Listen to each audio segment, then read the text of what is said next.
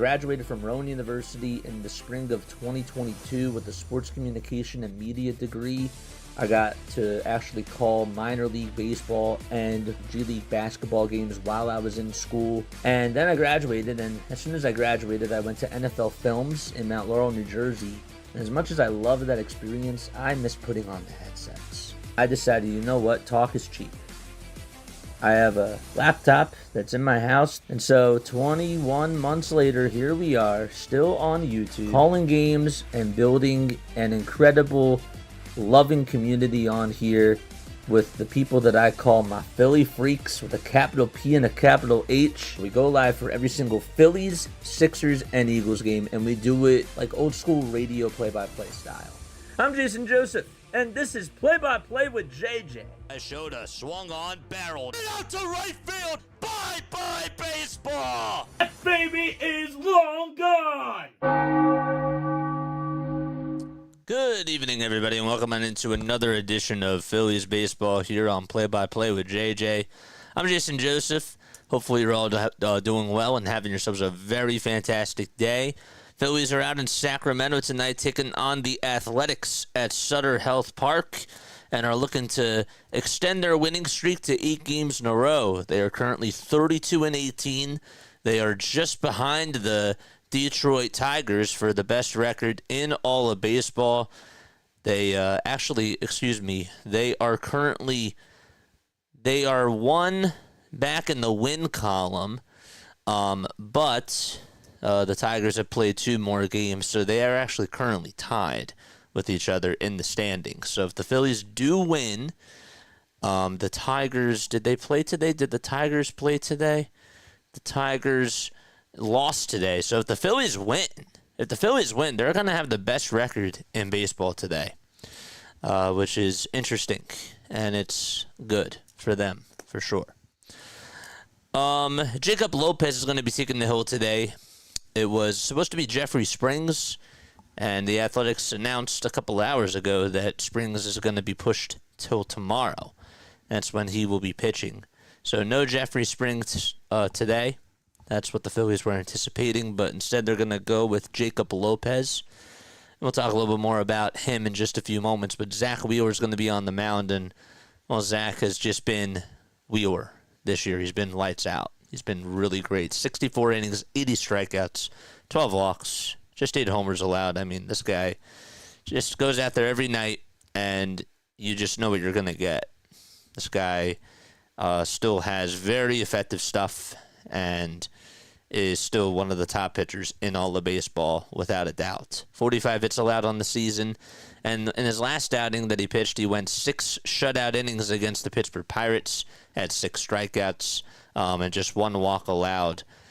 In the month of May, he's gone 20 innings. He's just given up 2 earned runs and has a .9 ERA. I mean, just absolutely ridiculous.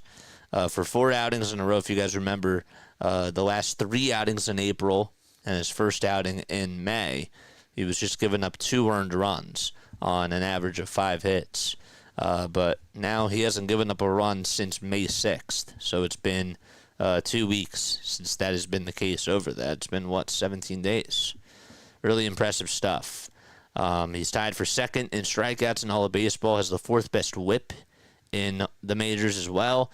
And hopefully he goes out there again and just gives you 7 to 8 strong innings, maybe even a complete game. I don't know. We'll just have to wait and see. But if he gives you 6-7 good innings today, you will take that for sure. This Oakland Athletics team has some really good individual pieces. Soderstrom has been really good for them. Of course, Brent Rooker is starting to get it on now. Lawrence Butler, who's batting in the leadoff spot for them, he's been having a pretty good season as well. So they have some good individual talent. They're not the Rockies per se, but they do have some nice, valuable players for sure. But still a team that the Phillies should go out and dominate against. It's 75 degrees out in Sacramento. Winds are blowing south at 8 miles per hour. Humidity is at 36%. And it's really sunny out in Sacramento, California.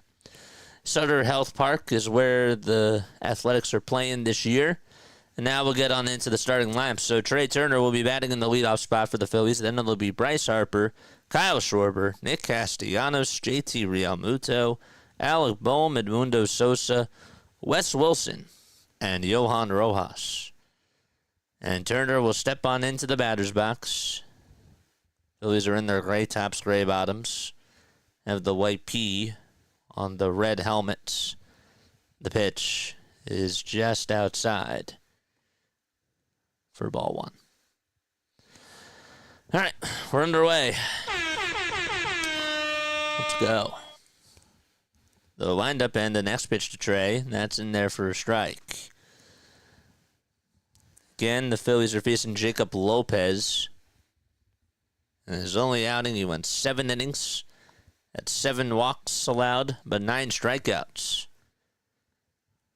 The leg kick and the pitch upstairs for ball 2. Don't forget to like and don't forget to subscribe as well. Turner hitting .303 on the season with a .414 slugging percentage.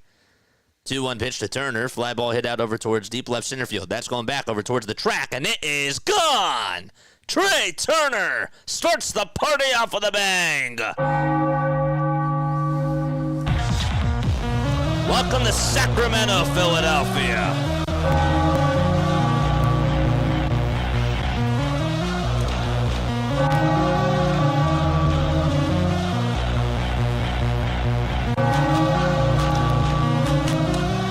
Good start. Hanger left out over the middle of the plate. And Turner let it fly.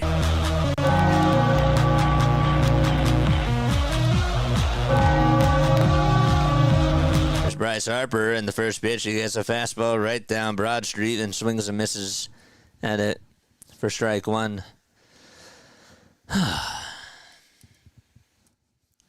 Harper's average has gone up. It's now up to 275. 0-1. It's high for a ball.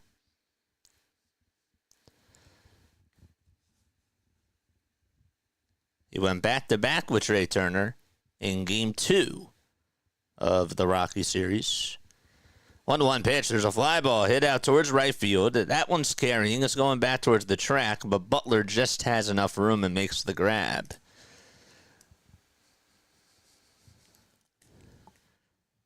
So there's the first out.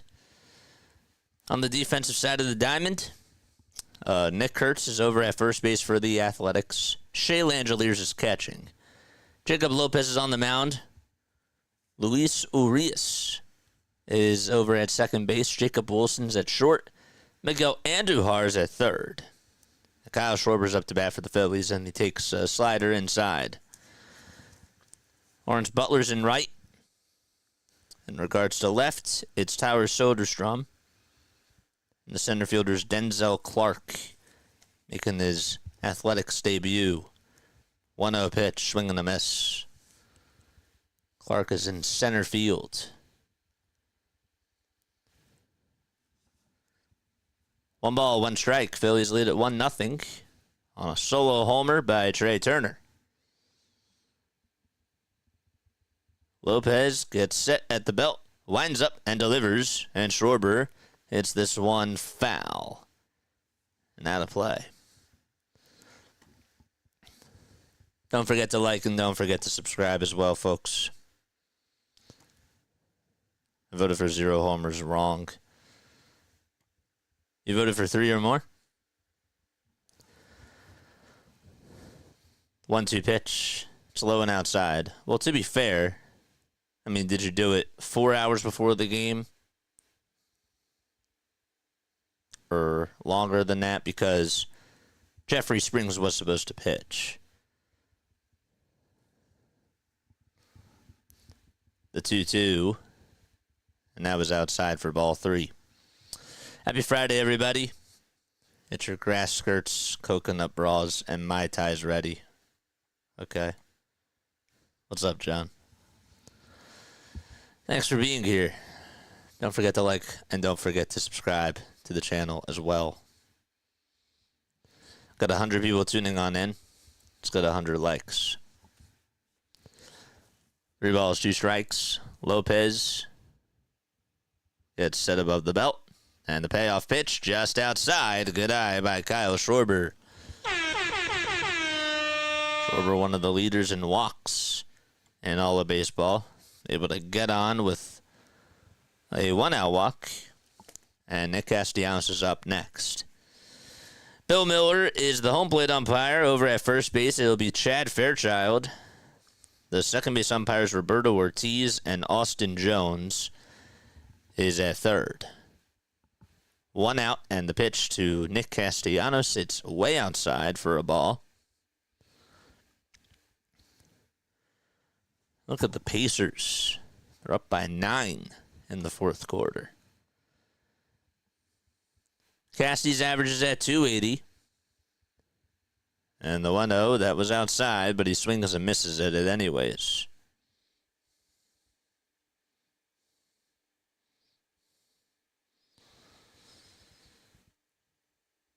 His last 22 games against the Athletics, Casty is hitting .279. 1-1 to Nick Castellanos. A line drive hit out towards left center field. On the run to make the grab out in the alleyway is Denzel Clark. The throw is cut off by the shortstop. And going back to first is Schwarber.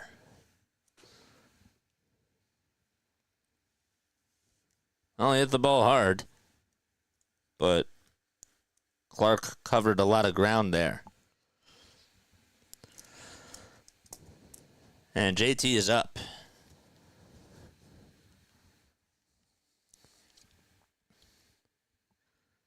The pitch. There's an 89-mile-per-hour cutter taken right down the middle.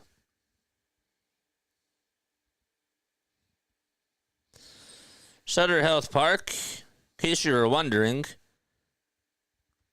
left field is 330 feet, center is 403, and right is 325. Pitch, and now it's 1 ball, 1 strike.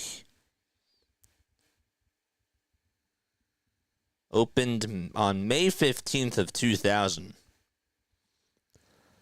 The 1-1 pitch, and JT fouls it back towards the screen.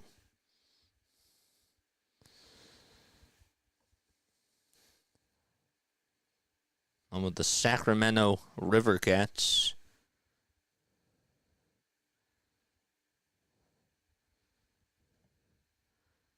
That's the A's AAA team. A 1-2 pitch, swing and a miss, and it gets by the catcher, but not too far away. And Langeliers picks it up, throws it over to first, and JT is out.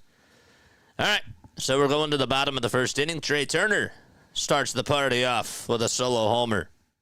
And we're going to the bottom of the first, 1-0 Phils. All right. Again, folks, hit the like button, hit the subscribe button as well. Appreciate each and every one of you for being on here. How many home runs do you think that the Phillies will hit tonight? If you said none, you're incorrect. So they're going to get just 1, 2, or 3 or more? That's the poll question. Thanks for the dimensions, JJ. Going to stick with my 2 dingers tonight. This is Doug. Yeah. One thing I'm trying to get into the habit of is when I announce the umpires and the lineups, I think it's also really important when the Phillies are on the road to mention what the dimensions are of the baseball field, especially with the Athletics, because we've never watched the Phillies play out at Sutter Health Park. So that stuff does matter. All right, so Lawrence Butler is going to be leading it off for the Athletics. He'll be out in right field. Jacob Wilson is over at shortstop. He's batting second. Tower Soderstrom is out in left field. He'll be hitting third. Brent Rooker's DHing, so he'll be batting fourth. Fifth will be Shea Langeliers, the catcher. Miguel Andujar playing over at third base. He'll be batting sixth. Nick Kurtz, the first baseman, will be hitting seventh. Eighth will be Luis Urias, who's over at second base, batting eighth. And ninth is Denzel Clark, who is out in center field. He is the caboose in the Athletics lineup. So just to recap, it's Butler, Wilson, Soderstrom, Rooker, Langeliers, Andujar, Kurtz, Urias, and Clark. And they will be facing Zach Wheeler. A's are in their white tops, white bottoms with the dark green text of Athletics underlined, painted across the chest in cursive, and outlined in gold. First pitch, it's a foul ball. This is Zach Wheeler, 64 innings and 80 strikeouts on the season so far. The 0-1 pitch, it's a 97-mile-per-hour fastball. That's just high, according to Bill Miller. The windup and the next pitch, another fastball with a lot of gas, and this time it's fouled back. Haven't had a leadoff homer in a while. You know, the last person to do it was? I think that's a pretty easy one. 1 ball, 2 strikes. And the pitch. This one's going to be poked out over to shortstop. Turner's there, makes the grab. Was playing towards just the left side of second base. Not directly behind it, but just slightly towards the left. And it's a line out by Lawrence Butler. On the defensive side of the diamond, the Phillies have JT catching. Zach Wheeler's on the bump. Bryce Harper's at first. Edmundo Sosa's at second base. Third baseman's Al Bohm. And at shortstop, it's Trey Turner. It's a righty lineup tonight for the Phillies. The pitch to Wilson. That's fouled back. Jacob Wilson leads all rookies with batting average and RBI. He's had a very good year, too. Hitting .342 and has 26 runs driven on it. Here's the 0-1 pitch, and it's high. As far as the Phillies outfield goes, they got Wes Wilson in left. Out in center, it's Yohan Rojas, and the right fielder's Nick Castellanos. Wheeler kicks, fires, and this one's punched foul. I hear you loud and clear. I hear you, Larry. You know where the game is. It's on TV. 1-2 pitch. It's inside and low for ball 2. It's, I think, Bay Area Sports or NBC Sports.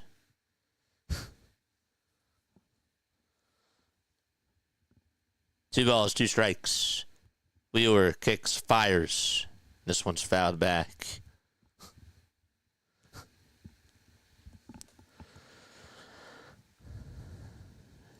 Need the Phillies to not have another meltdown against this team like last year, says Quan. Yeah, talked about it during the postgame show yesterday. Wheeler kicks, fires, and there's a front door sweeper that's in there for a called strike 3. Wow, did that thing have a lot of movement to it. Great pitch thrown by Wheeler. You thought maybe that when he released it, as they showed in slow-mo, that it was going to go towards the left side of the plate, but that thing tailed inside as he released it right on point. Tyler Soderstrom is up, and he stares at a 97-mile-per-hour heater at the knees for strike 1.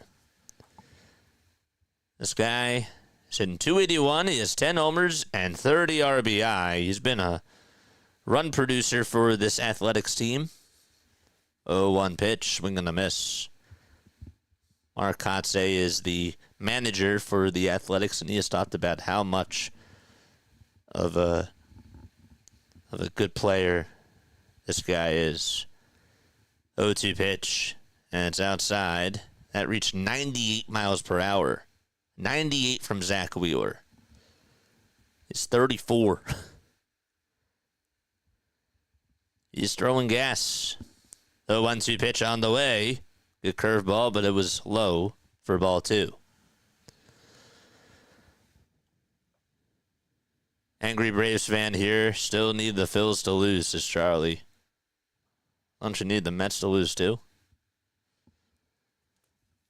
2 balls, 2 strikes, and the next pitch, they try to see if he went around, and Austin Jones says no. He did not. The count's now full.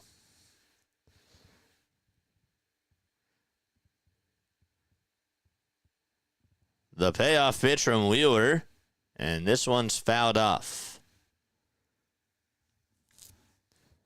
Knicks are keeping it close.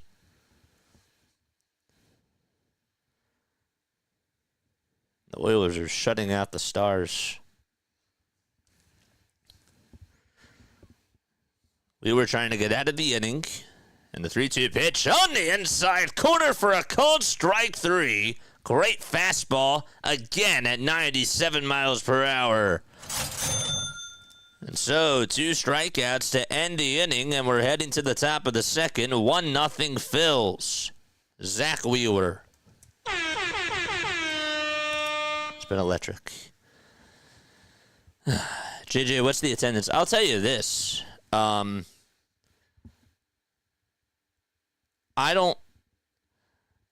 I heard, and somebody can fact check me on this, but the Athletics this year have been getting more people to come to Sacramento than they have to Oakland. And again, I heard it, but somebody can fact check me on it. Do not take my word for it. But I'm saying that because it's just interesting if that is the case. All right. Let's check up on these Knicks. Folks, hit the like button, hit the subscribe button as well, and turn on the notification bell icons too. And that way you will know when we do go live. Knicks are down by 5 with less than 5 minutes to go. How did that thing get in? That was a nice shot by Mikel Bridges.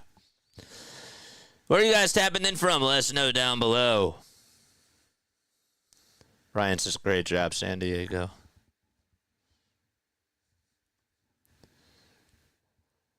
Turner for 3. Yes, Miles Turner. What a nice shot. They needed that. What's sad? Oh, that they're getting more people out in Sacramento than in Oakland. Yeah. Here's the pitch to Bohm. This one's flat out towards right field. Butler gives it a look, and it bounces into the seats.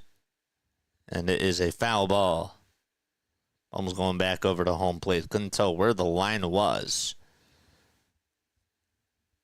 They're showing Bohm looking over at the home plate umpire. Let's see where this thing bounced. Barely towards the right side of the line. Now they showed the replay. The ball is 1 strike. It is sad.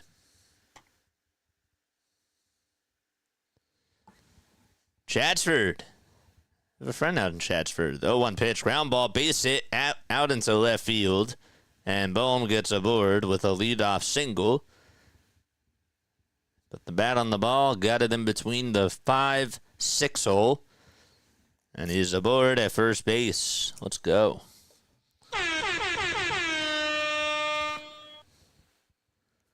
And that'll bring up Edmundo Sosa. Lopez with 22 pitches. He'll kick and deliver. He throws a slider in there for strike 1 at 81 miles per hour.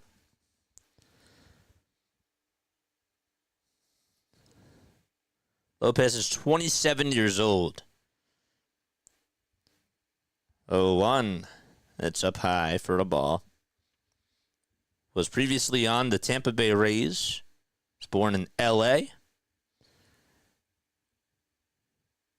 It's a left-handed pitcher. And here's the 1-1. Looked a little bit outside, but Bill Miller says it's a strike. He was selected by the Giants in what was the 26th round of the 2018 MLB draft. 1-2 pitch, and there's a high cheese fastball at 92 that Edmundo Sosa chases after. And that's the second strikeout for Lopez. didn't really look deceptive. Fastball it just kept climbing up the hill. Almost went over towards the eye level. Here's Wes Wilson, and he stares at strike one. Tuning in from Lancaster. Nice.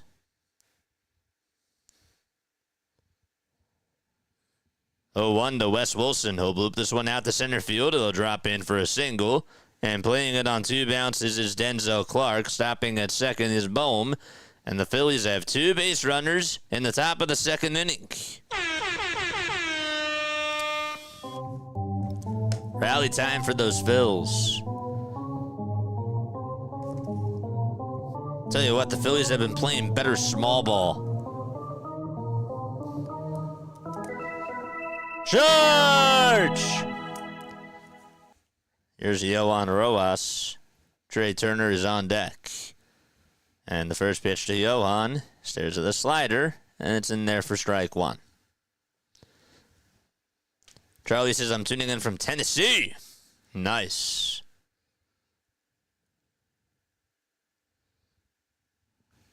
Oh, 1 to Rojas. He'll fly this one towards left field. Running on in is the left fielder, Soderstrom, and he'll make the catch. There's 2 away.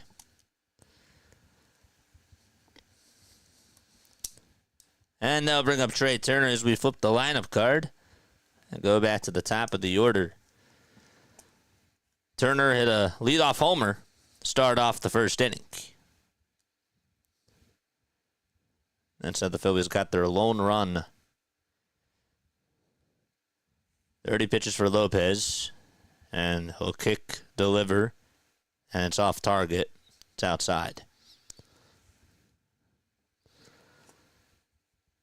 That was Turner's 4th homer of the season. The 1-0 slider that's in there for strike one.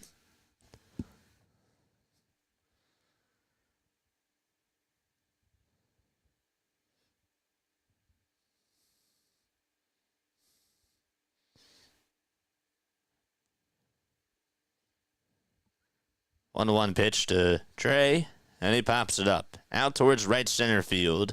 Butler calls off Clark and makes the grab. And the inning is over. The side is retired. No runs, 2 hits, 2 men left. And we played 1.5. Rooker, Langeliers, and Andujar are coming up.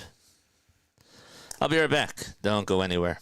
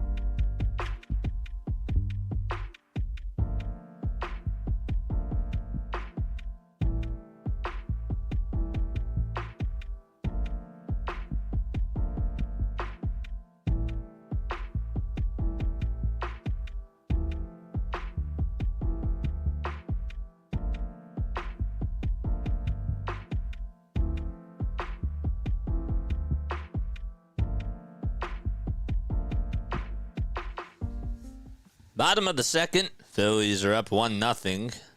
Jalen Brunson just made a nice 3-pointer, and it's a 5-point game.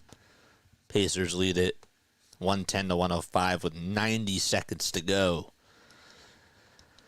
Still going to keep our eyes on that for sure. Zach Wheeler is going to pitch as we go to the bottom of the second inning. 1-0 Phils. Phillies will be playing tomorrow night at 10:05 p.m. Eastern Time again. Then they wrap up the series out in Sacramento on Sunday afternoon at 4:05. That's when first pitch will be.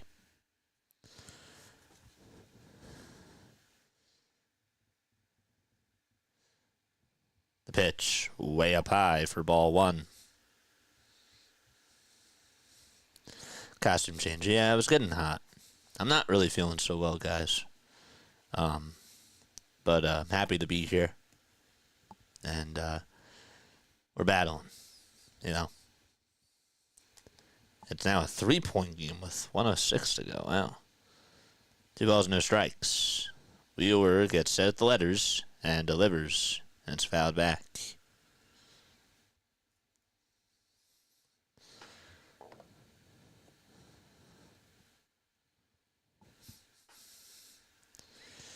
Two balls, 1 strike. Brent Rooker is up. And Wheeler kicks, deals.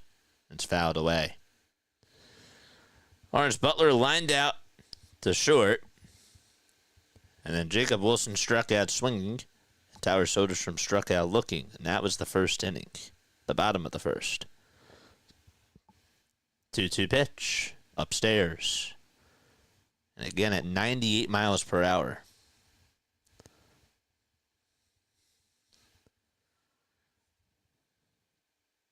Got Soderstrom's strikeout looking on a payoff pitch the last time. What's he going to throw here? Here's the pitch. Fouled off. 98 again from Zach Wheeler.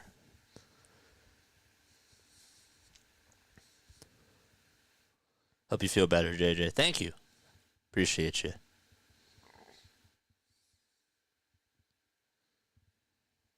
Three, 2, swing and a miss. And so Zach Wheeler gets his 3rd strikeout in a row. And his 3rd strikeout on the evening.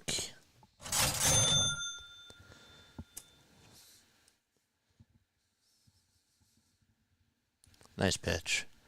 Yeah, you do look... ... never mind. Yeah. I know. Langeliers is up, and he takes it outside for a ball.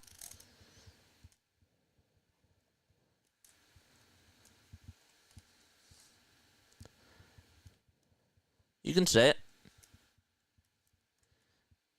1-0 pitch. There's a foul ball.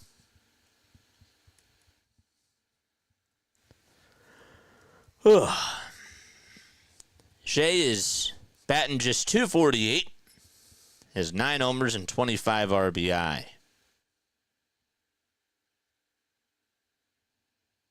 1-1.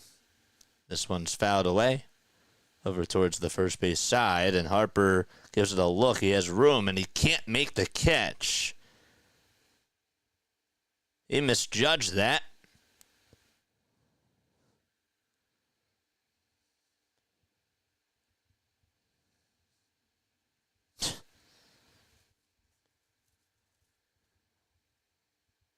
Guess he thought it was going to go a little bit more towards his left, and he turned around, and he just totally missed it.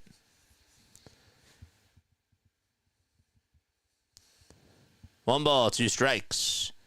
And here's the pitch. Swing and a miss. And Zach Wheeler's like, I'm going to get my 4th strikeout in a row anyways.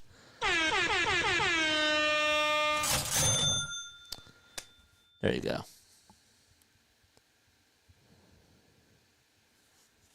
Let's go. What's up, James?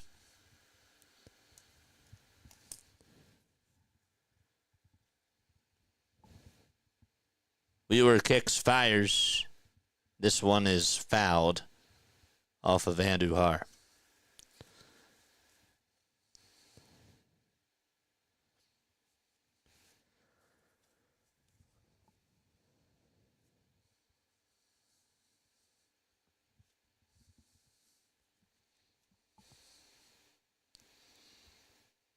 The ball is 1 strike.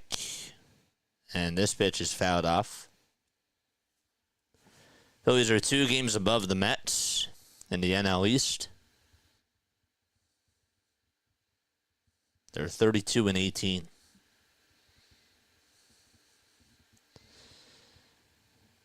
Oh, 2 pitch. This one's fouled back towards the screen.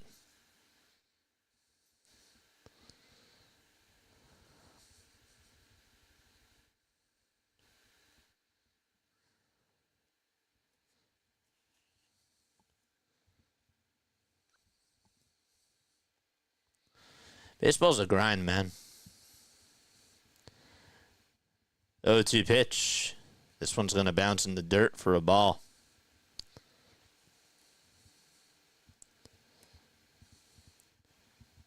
It's a weird sport.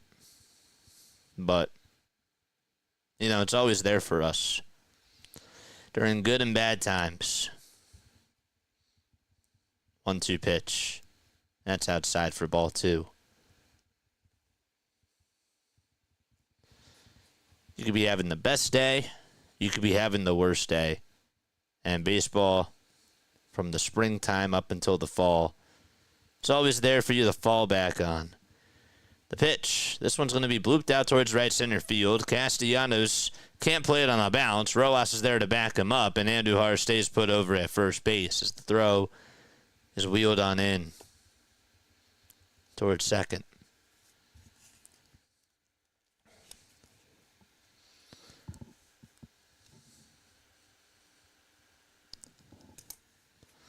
What's up, Jason? How are you, my friend?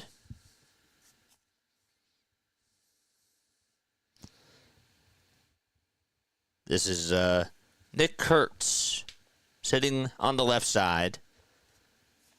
The pitch is inside for ball 1. 14th ranked prospect, according to MLB.com. And here's the 1-0. This one's lined out to right field. Casty's there, makes the grab as he bends over and squeezes it for out number 3. So, we're heading to the top of the 3rd inning. No runs, 1 hit, 1 man left. Phillies lead at 1-0. And they'll be back. All right, let's check this Pacers game. Pacers are up by, 5? With 14 seconds to go. Nice.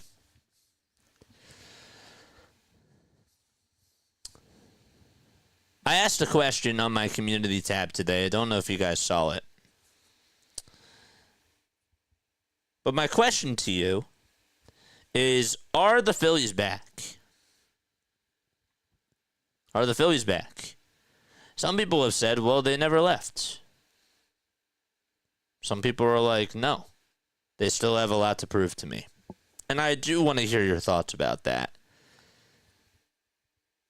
Are you bought back in to the Phillies? 4.2 seconds left. What am I saying? Brunson with a 3-pointer that's way off. And the Pacers are going to win. The Pacers are now 2-0 in this best-of-7 series. So the Pacers stole Game 1, and they take Game 2. Wow. Good for them. The Knicks have their backs against the wall. I mean, not literally yet, but being down 2-0. Oof. Crazy.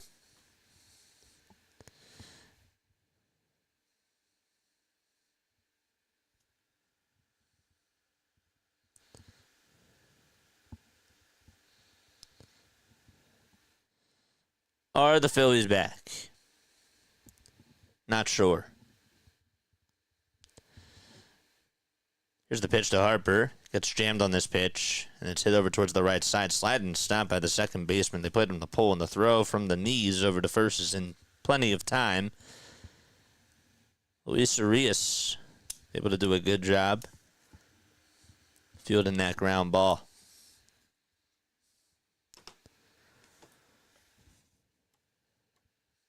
Ryan says, yes, we are, my dude. Doug says, still too early to make up my mind yet, but I'm still going to cheer for the Phils. It's fair. The pitch, nets in there for a strike. What would make you feel bought back in? For those of you that aren't there yet, what would make you feel better?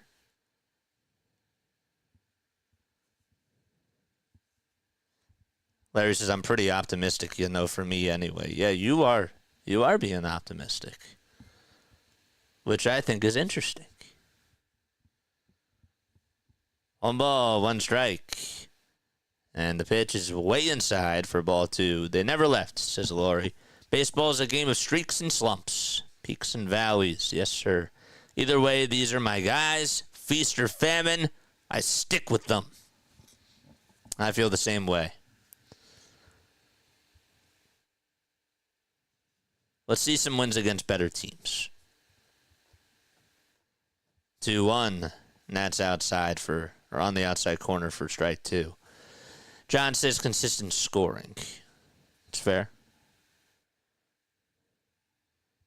2-2 pitch. Strike 3 called at the knees, and Schwarber goes down looking at a slider.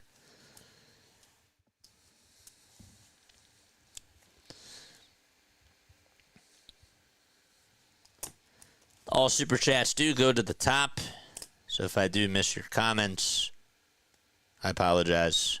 I do not miss super chats, though. Never. Never, ever, ever, ever, never, ever, never, ever, never. SpongeBob. The pitch. Swing and a miss. Simo Fox says, I'm trying not to get emotionally invested, though it is hard being a Phillies fan because of last year. It was such a letdown. 0-1, foul ball. It's fair, too. It's all valid.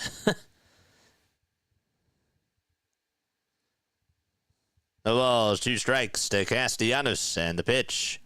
That's fouled away. Doug says, I've cheered for them when they had bad, good, and mediocre. Not gonna stop when they've been bad, good, or mediocre. I'm with you. I'm with you. The ball's 2 strikes to Nick Castellanos.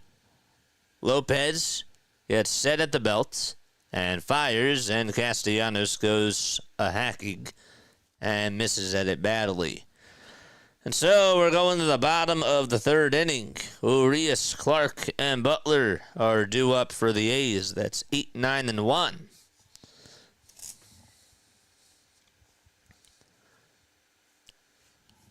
Did they screw that up? I think it's 9, 1, and 2. No, it is 8, 9, and 1. I screwed up. Come on, JJ, what are you doing?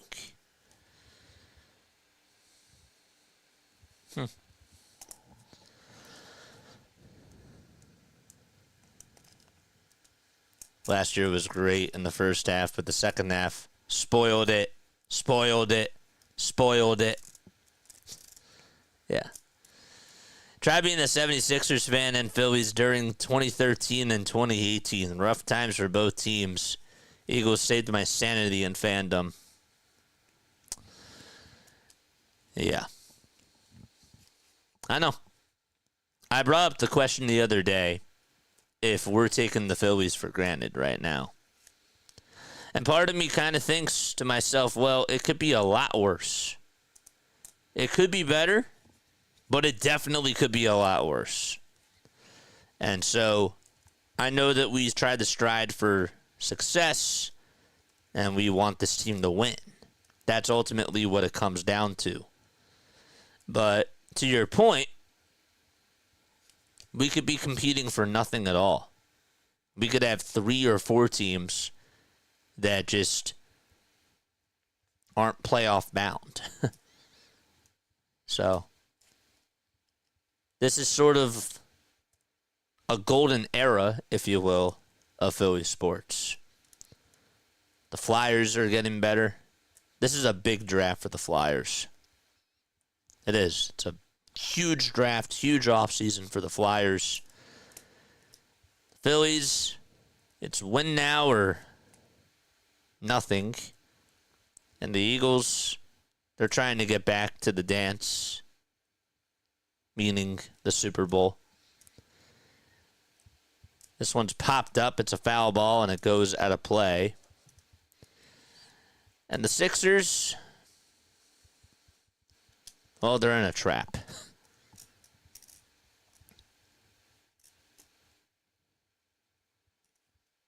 Luis Urias' pit is up to bat. Has 6 homers and 11 RBI. 0-1. It's inside. from Zach Wheeler.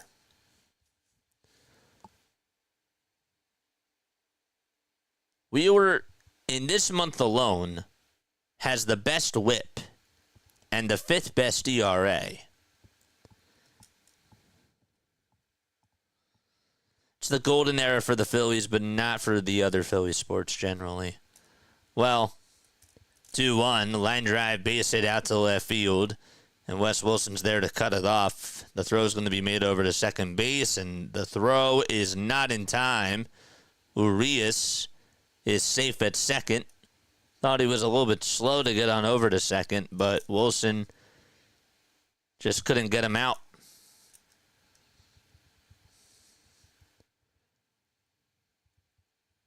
It was a sweeper that just flattened out from Zach. Didn't get the dip that he wanted. Turner actually cut it off, and then he threw it over to second base. Not saying that if he didn't cut it off that he would have been safe, but... And he wouldn't have had a chance, but I thought it was closer than it was before. Here's Denzel Clark making his major league debut.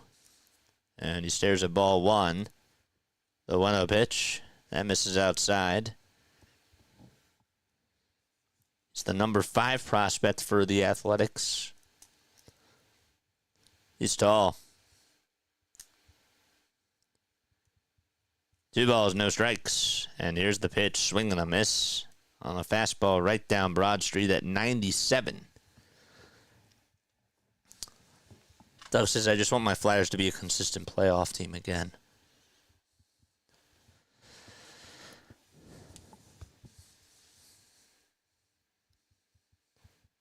Two one, foul ball.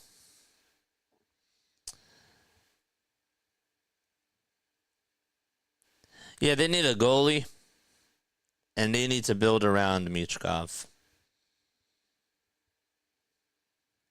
the right way. They have a lot of work to do. 2-2 pitch. This one is lined out to right field. Casty will make the grab, and he throws it over to third base. Staying put at second will be Urias.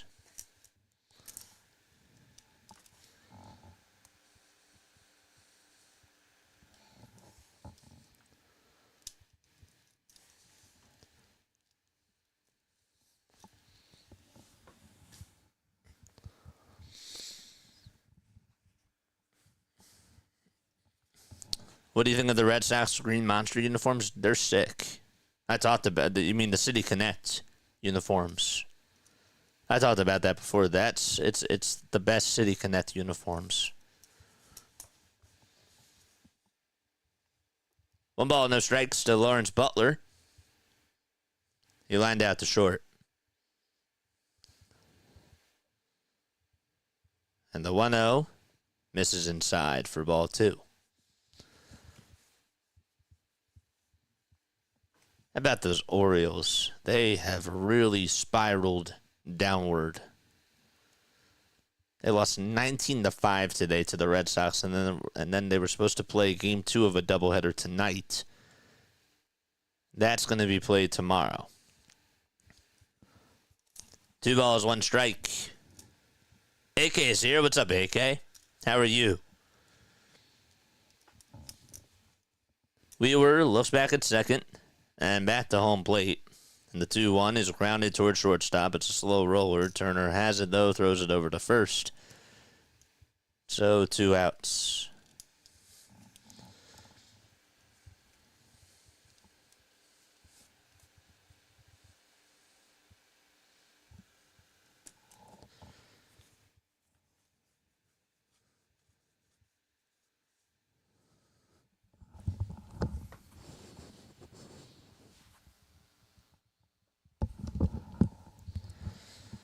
Here's Wilson. Struck out in the first. 2 away. And the pitch. There's a 1-hopper hit over to shortstop. Turner picks it up. Sidearm throw to first. In time. We're heading to the 4th inning. So, Phillies lead at 1-0 on 3 hits, and JT will lead off the 4th inning when the Phillies return to action. They'll be right back. Don't go anywhere.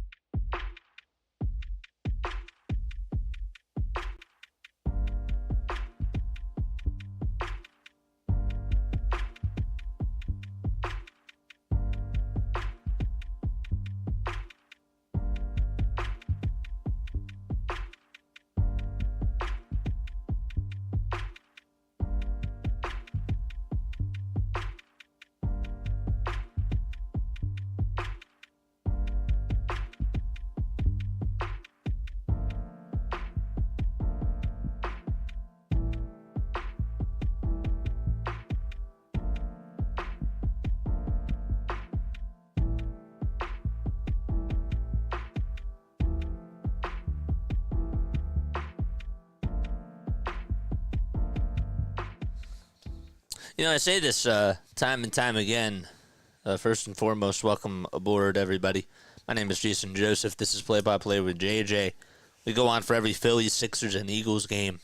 We do every single one of those games, as I just mentioned. Baseball is a wild sport. The Baltimore Orioles have been going through a weird slump. They fired their manager, and just things have been really south for them this year. Gunnar and Adley have not been doing well at all, and something's been off with them. And they are fit to last in walks, and it's just funny to me how small ball was something that we emphasized for the Phillies last year, and the Orioles seem to really struggle with that from what I've been able to watch and what I've been able to hear.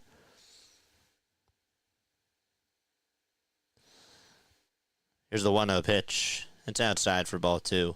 And I bring this up because sometimes when you look outside of your team that you follow, sometimes you say to yourself, well, damn, it could be a lot worse. Maybe the Phillies aren't as bad as we thought in small ball compared to this team. 2 balls, 1 strike.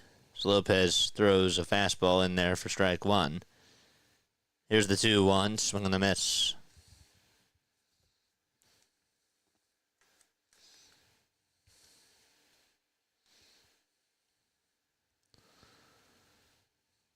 The Twins, are they for real? I don't know. They've been playing really good baseball. They are hot. They are the hottest team in baseball.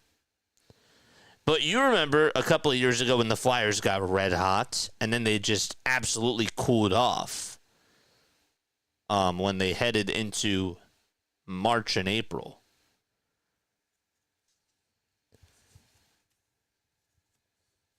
Flyers at one point that year were like the best team in hockey. They were unstoppable for like a 3-week stretch. 2-2 pitch, swing and a miss. And JT is down on strikes. That's the 5th strikeout for Lopez.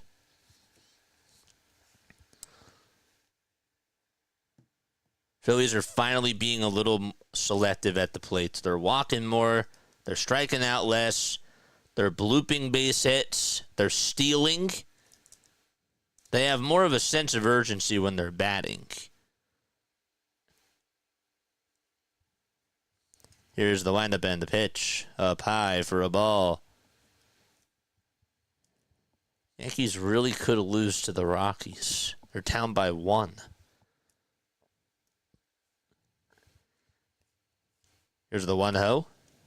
It's fouled away and finds the seats. Alex singled in the 2nd, and so he's 1 for 1 on the evening so far.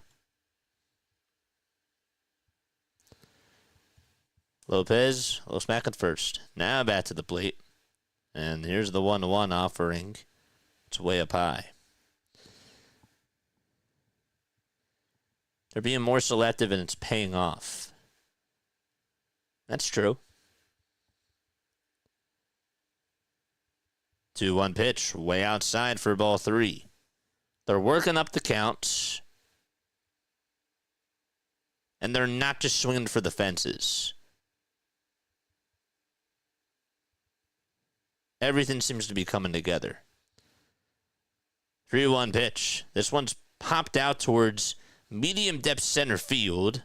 And Clark comes running in, stops, lunges towards his left side, and catches out number 2.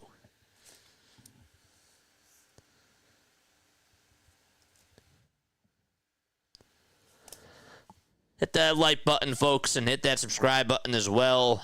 Mod Squad, how many likes and how many viewers do we have? The pitch. There's a swing and a miss. Just 76. Come on, man. Let's go.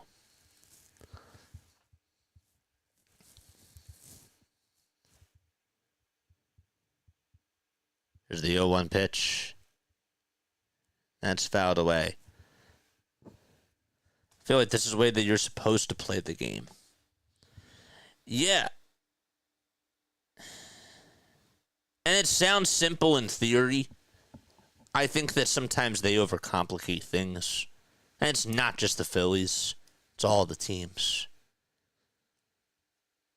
But you're right. 1 ball, 2 strikes.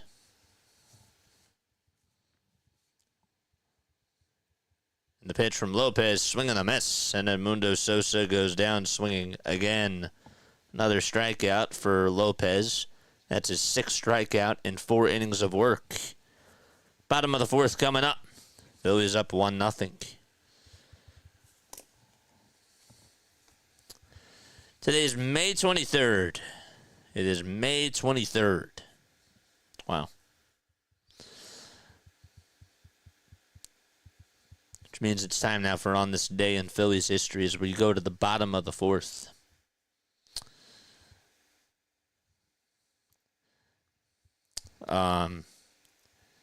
In 1931 on this day, Jim Elliott, who was a pitcher, poked the ball to right field, but got thrown out at first by Dodgers right fielder Babe Herman. Elliott did get the win in what was an 8-5 victory. In 1987 on this day, right after the Phillies beat the Giants, thanks in part to a 9th-inning balk, Giants manager Roger Craig had words with umpire Doug Harvey, and Harvey issues a rare post-game ejection. Didn't really do a lot then. In 1991, on this day, Tommy Green pitched a no-hitter to beat the Montreal Expos 2-0 in only his 15th Major League start. In their lineup, they had Delino DeShields, Larry Walker, Andres Galarraga, and Marquis Grissom. It was back in 1991 on May 23rd.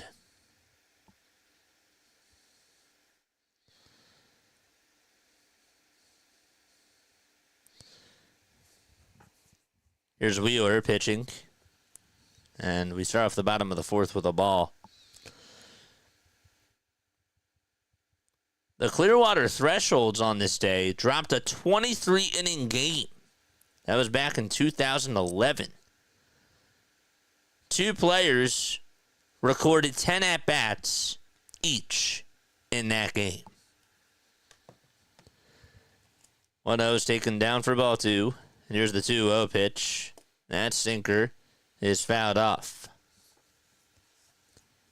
53 pitches for Zach Wheeler. 32 strikes, 21 balls. They'll get the signs from JT. And I'll get set the letters and the pitch. And that curveball is going to hit Soderstrom right on the knee. Did it hit him? No, they said that it's a ball. Looked like it hit him for a sec. No, it did not. So it's 3-1. Excuse me.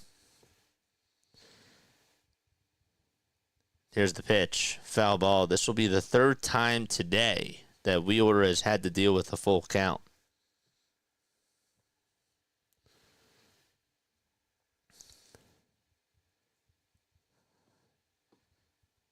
The payoff pitch from Wheeler.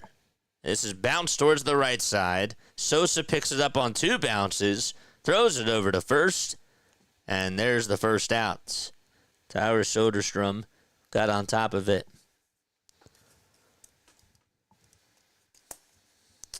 Got a super chat over on the vertical. Tiffany, thank you so much. Mods, thanks for looking out on the vertical side. Means a lot. James, thanks so much. James and Tiffany, thanks so much for the super chat. That's really nice. The pitch to Rooker. It's fouled off. It's a lot of tabs for me to keep open, so I apologize. $5 super chat. The pitch.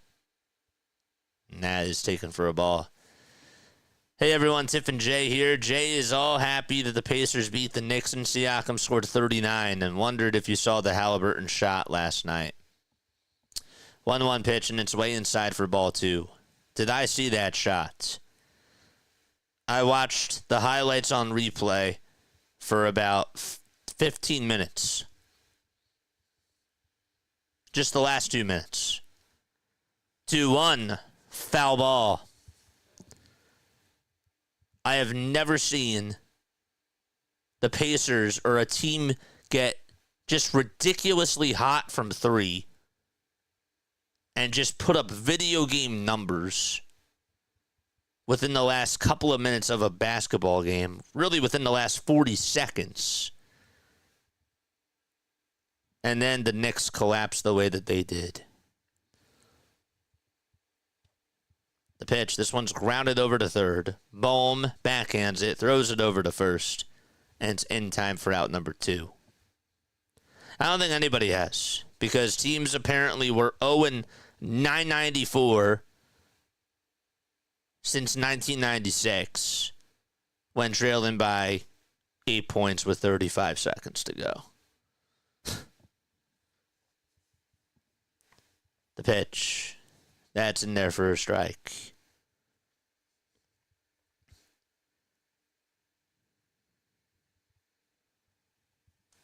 0-1, swing and a miss to Shea Langeliers.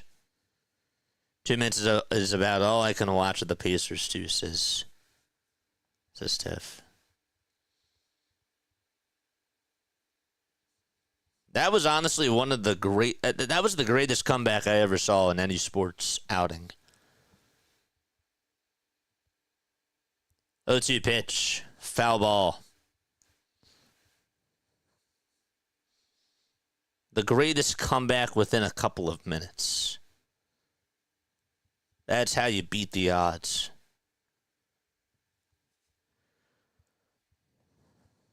Oh, 2 pitch. High for ball 1.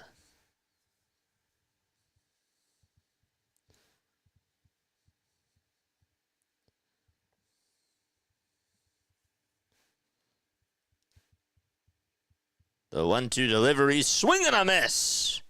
And Zach Wheeler gets out of the 4th inning. And we're heading to the 5th. 4 shutout innings for Zach Attack.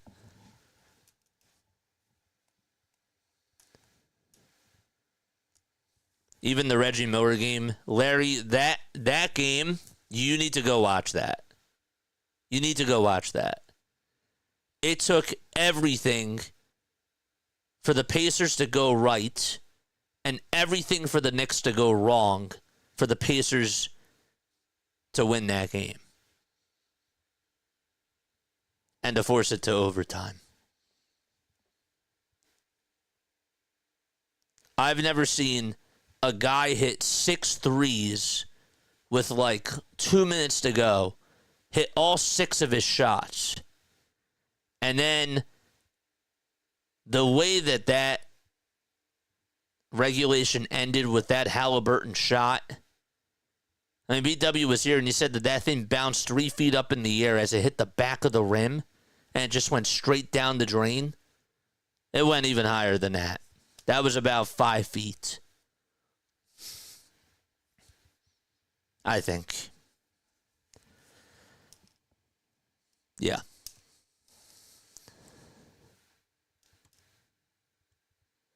Boone was an Iron Man for sure and one of the best defensively. Larry says I saw the last 2 minutes. That beats the Tyrese Maxey game. That beats, and look, we loved what Tyrese Maxey did. 7 points in 17 seconds. This was like the Tyrese Maxey game plus the Reggie Miller game on steroids.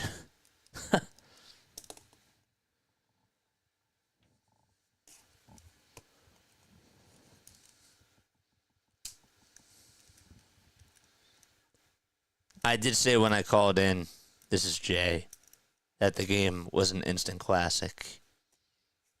Yeah. He did.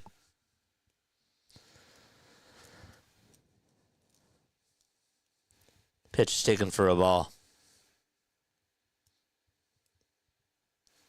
1-0 pitch, swing and a miss. I think that the greatest comeback I ever saw, I mean, the Super Bowl in 2016 has to be up there.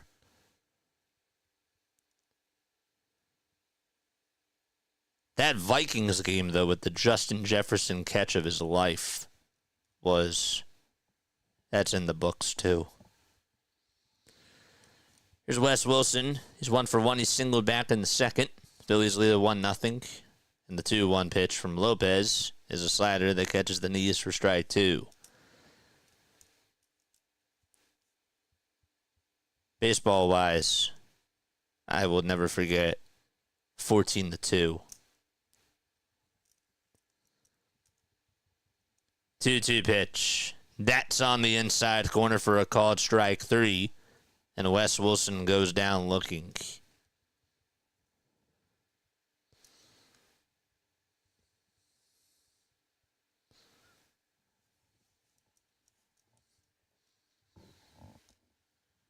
That's the 8th strikeout for the Phillies today, offensively.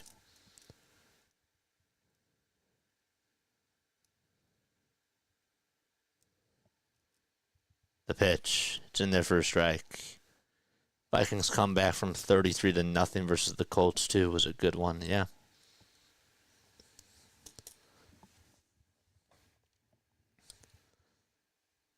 No balls, 1 strike.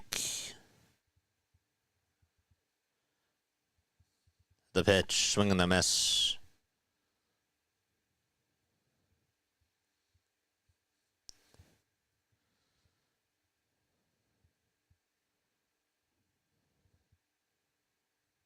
Oh, 2.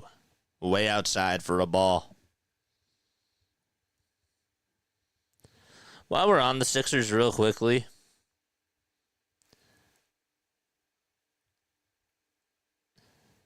one ball, 2 strikes. And Lopez kicks and delivers, and it's up high for ball 2. While we are on the Sixers, okay, I will tell you that, and you're probably not going to want to hear this, but if the Sixers do want to fully rebuild, they may have to give up Tyrese Maxey. 2-2, and it's outside for ball 3.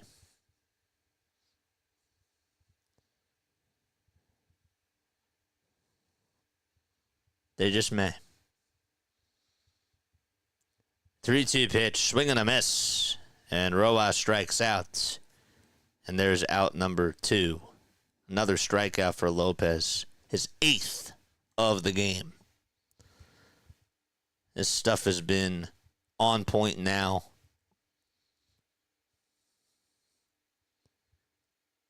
He had 4 strikeouts and 2 2/3 in his last game. The pitch to Trey Turner. That's in there for a strike.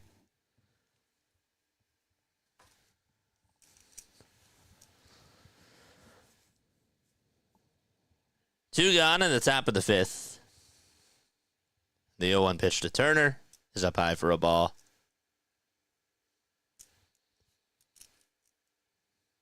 Don't disagree. Who would they trade for? Picks. 1-1 pitch to Turner. This one's flied out towards left field. Getting under it is Soderstrom, and will make the catch. We're going to the bottom of the 5th. I'm a huge Tyrese Maxey fan. Phillies lead at 1-0, by the way. Going to the bottom of the 5th. I'm a huge Tyrese Maxey fan. Okay? But if you get an offer that you just can't resist just to get a lot of assets back for Tyrese Maxey, you got to do it. You have to. You have to do it. I love Tyrese Maxey. I've been such a fan of his. And look, I will never forget that game that he had in the Garden. And I will never forget him defying odds and being drafted right where he was. For him to shoot up and go from shooting 30% in college to 43% from three-point range, that's ridiculous for a guy to make that type of a jump. But if they want to rebuild, he's their only tradable asset. He just is. And I like McCain. I like Ace Bailey. But I'm saying that if the Sixers really want to do a full rebuild and they want to do it the right way, you can't resist an offer for Tyrese Maxey if it's really, really good. You can't. You just can't. Joel may not ever be the same, and I'm very thankful for how great Joel Embiid has been over these last 9 years. I know that the city is divided about it, but when all is said and done, he's one of the best players, talent-wise, that the Sixers have ever had. Ever.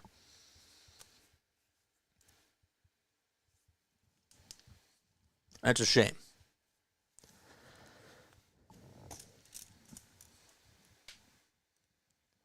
He's their only tradable asset. OKC has shown the blueprint for future team building. You need to find the one guy and the rest of the roster be on cheap contracts. You need athleticism. The pitch. Ground ball hit over to third base. Baumholtz plays it on the hop. Throws it over to first. It's in time. Kevin's sleeping. He doesn't like the basketball talk. He hates basketball. It's like, JJ, shut up and stop talking about hoops. The pitch. That's in there for a strike.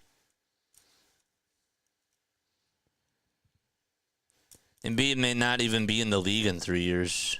Who would want him? That's right. That's exactly right. 0-1 pitch. That's in the dirt.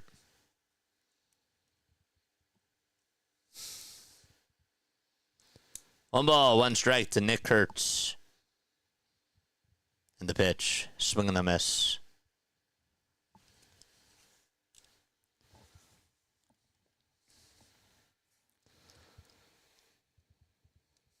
Zach Wheeler still pitching for the Phillies. And by the way, they lead at 1-0 on a solo homer by Trey. Just 2 hits allowed for Zach Wheeler. No walks. The 1-2 on the way. Swing and a miss. Another strikeout for Wheels. And there's 2 gone. David says, I'm going to bed. Good night, David. Embiid is a sad story.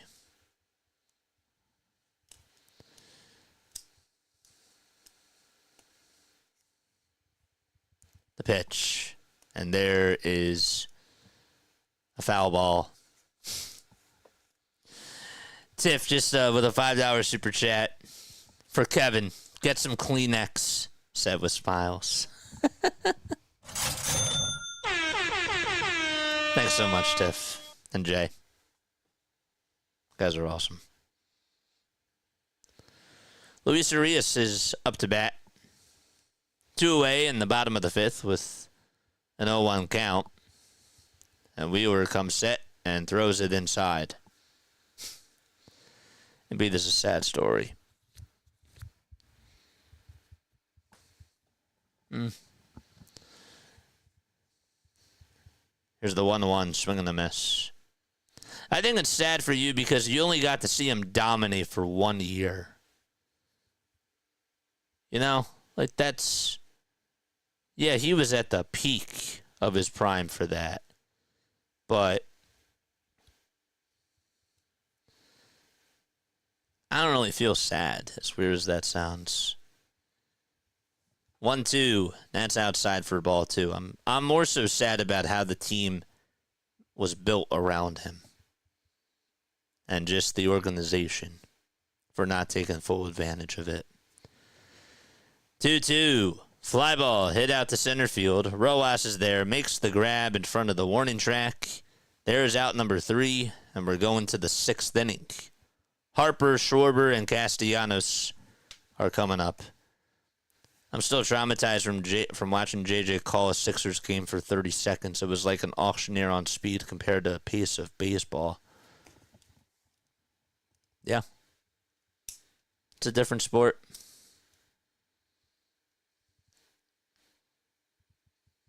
Again, you're on the radio.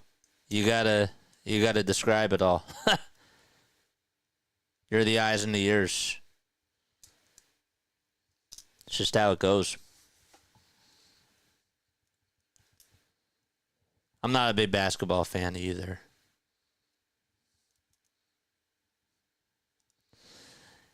Basketball isn't big on my list anymore, says Doug. I understand. It's a different sport. It is. I was more so into watching that guy, to be honest with you. I mean, I like Tyrese Maxey. I like what the playoffs are doing. The playoffs have been awesome. But, you know, the reason why I got into it in the first place was because I had an opportunity with the Blue Coats. I mean, I was into it, but I wasn't as fully into the league. I followed the players, but not as closely as I did when I was doing G League stuff.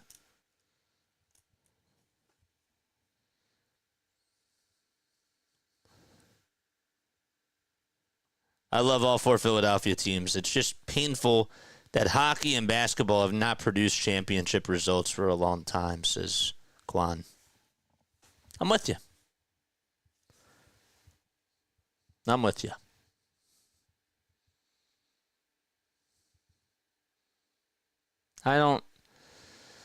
We'll see. We'll see what the Flyers do this year. The pitch, swing and a miss. The draft is coming up soon. Draft is coming up soon. The ball is one strike on the pitch to Harper. It gets him right on the hand.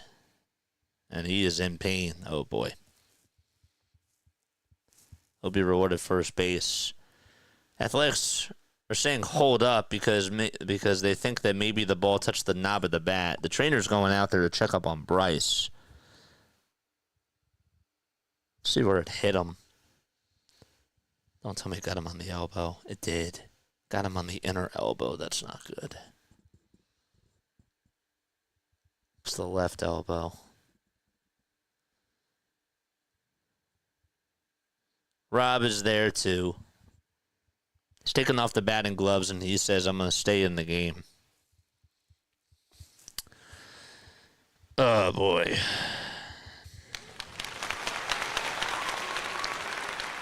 He's walking over to first. Man, that's the last thing that the Phillies need. the last thing. I thought my playback was on 2 times, then I realized it was live. Embiid will forever be connected to the word potential. I mean, he had a good career. Like he had, I know that injuries always played into effect, but his dominant years were really good. The pitch is outside for a ball. And honestly, I don't think it's going to happen, but he really could come back healthy next year. There is a chance of that happening. 1-0 pitch, and it's outside for ball 2. I doubt it, but if he does defy those odds, that would be an incredible story.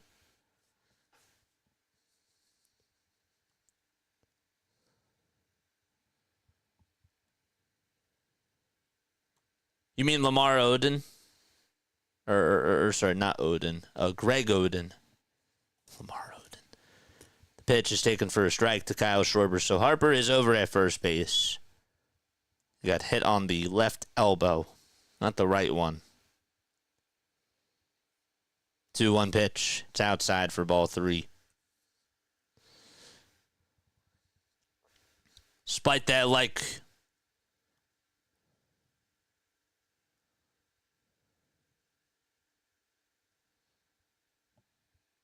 3-1. That's in there for strike 2.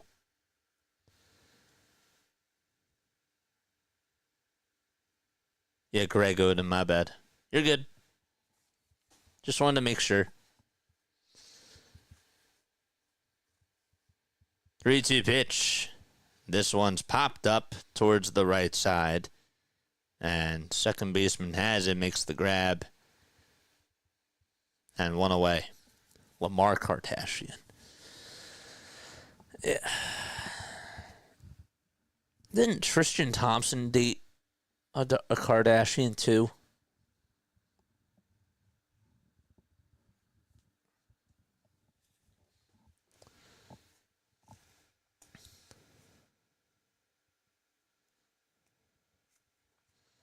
Here's Nick Castellanos, and he takes a changeup in there for strike 1.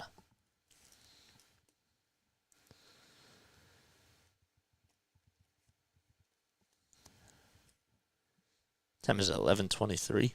Oof. 0-1 pitch, way inside. Chloe. Thanks. Thanks, Steph.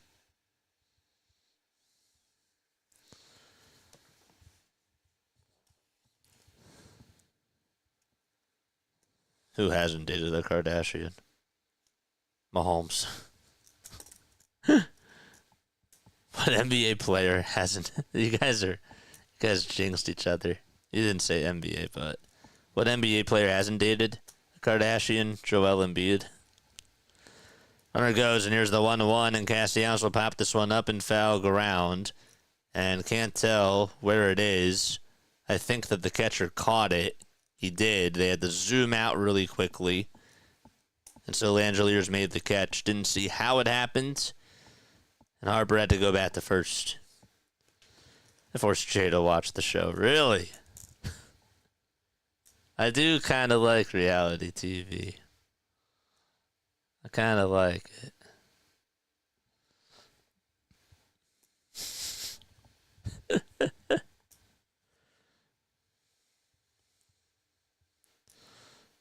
Here's the pitch. And that's a foul ball. Klein says Embiid is wasted potential, talent, and unlucky. Between his injuries, initial lack of care for his fitness, and horrible team building by the GM and ownership, all at once is unreal. We could write a whole book about the Sixers. It's not even funny. Toss bat to first, and Harper dives back in there safely. We could write a whole book about the Phillies. How unlucky they've been.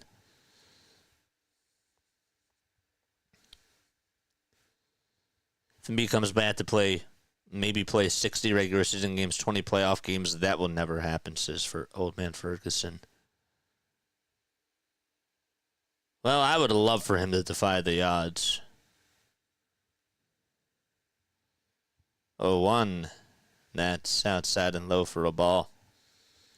John says, what do you think of this is? This is just...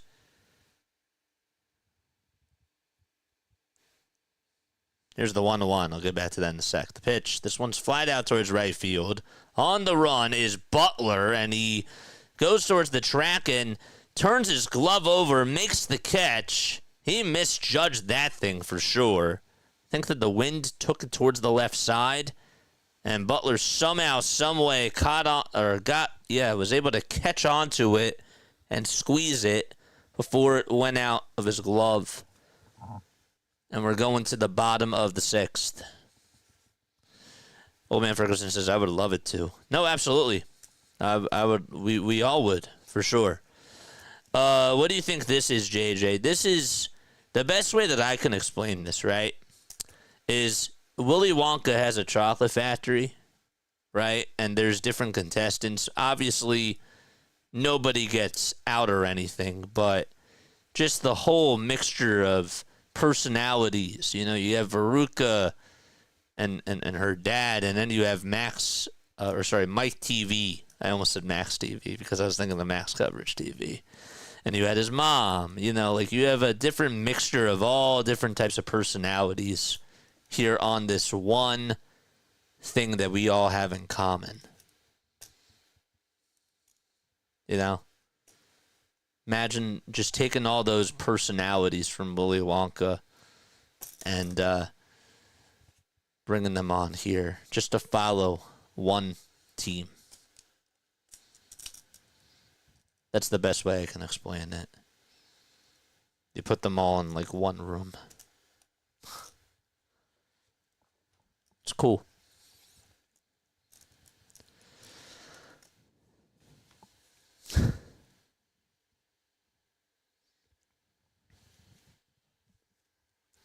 Violet Bureau Guard. Yes. The strawberries taste like strawberries. The snozberries taste like snozberries. It's always the Truman Show on Play by Play with JJ. Augustus Scoop. Yeah.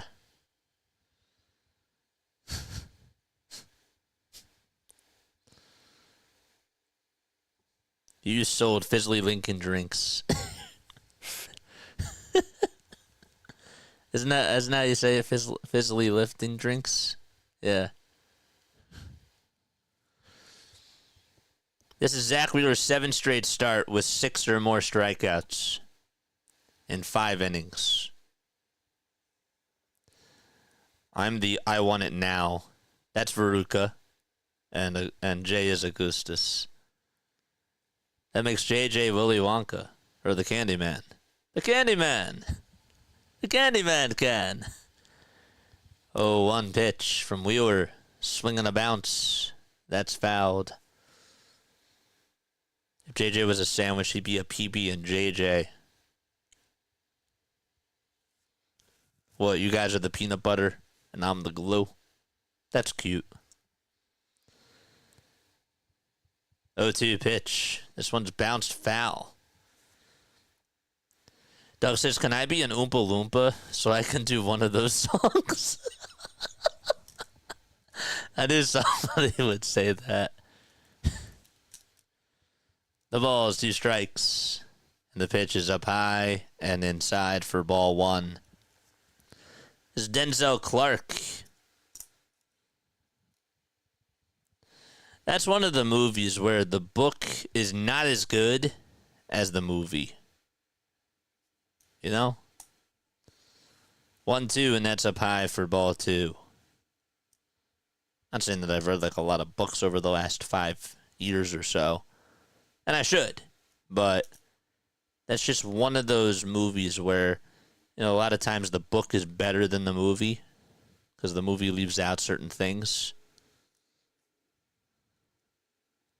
But yeah. 2 balls, 2 strikes.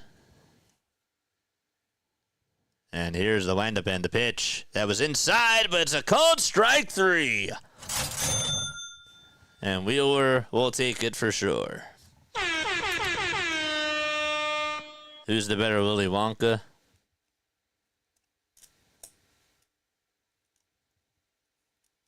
It's Gene Wilder for sure.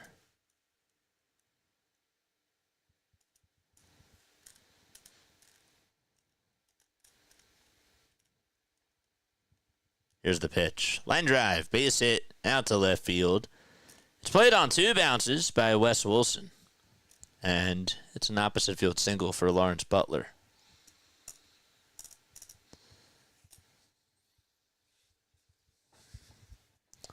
How many chairs now? Pull up 7. 7 chairs for Zach. Jacob Wilson is up at the plate. Here's the pitch. It's in there for a strike. So do I have to cast everybody for this Willy Wonka thing? No.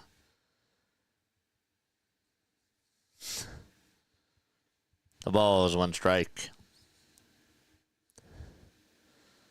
The pitch. This one's grounded over to third base. Bohm picks it up, throws it over to first. It's in time for out number 2.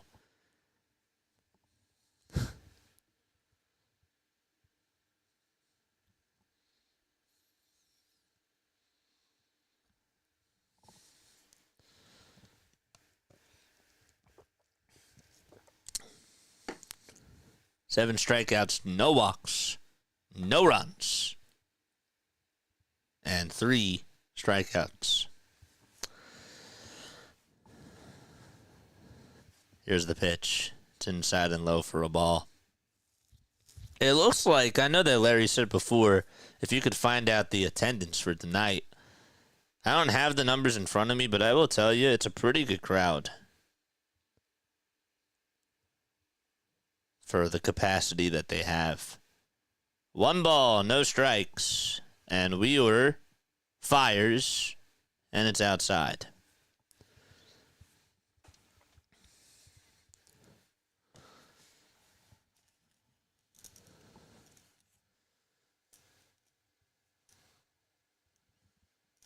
Two-0 pitch. Strike 1. I had an uncle who looked like Willy Wonka with the fro, says John. Him and my aunt were swingers. They stayed married 50 years. Wow.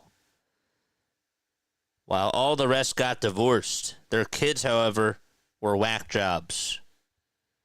And that's probably to put it nicely, I would assume. 2-2. That's fouled off. Wow. 50 years.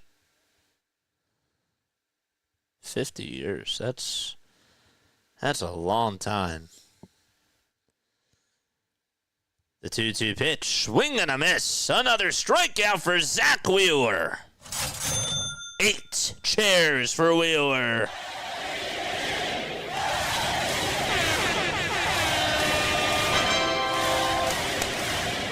Great.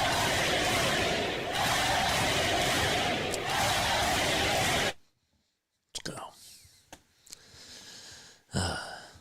Luzardo trade has been amazing. Wheeler keeps dealing. Starting pitching is definitely our strength.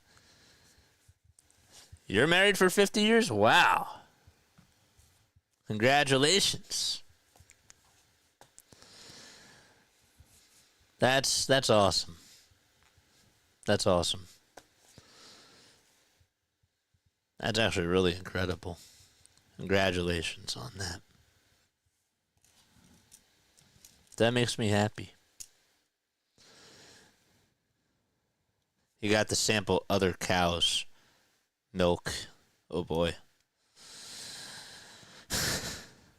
Tiffany says 50 years is amazing. Jay and I would either go out in a body bag or handcuffs. JK.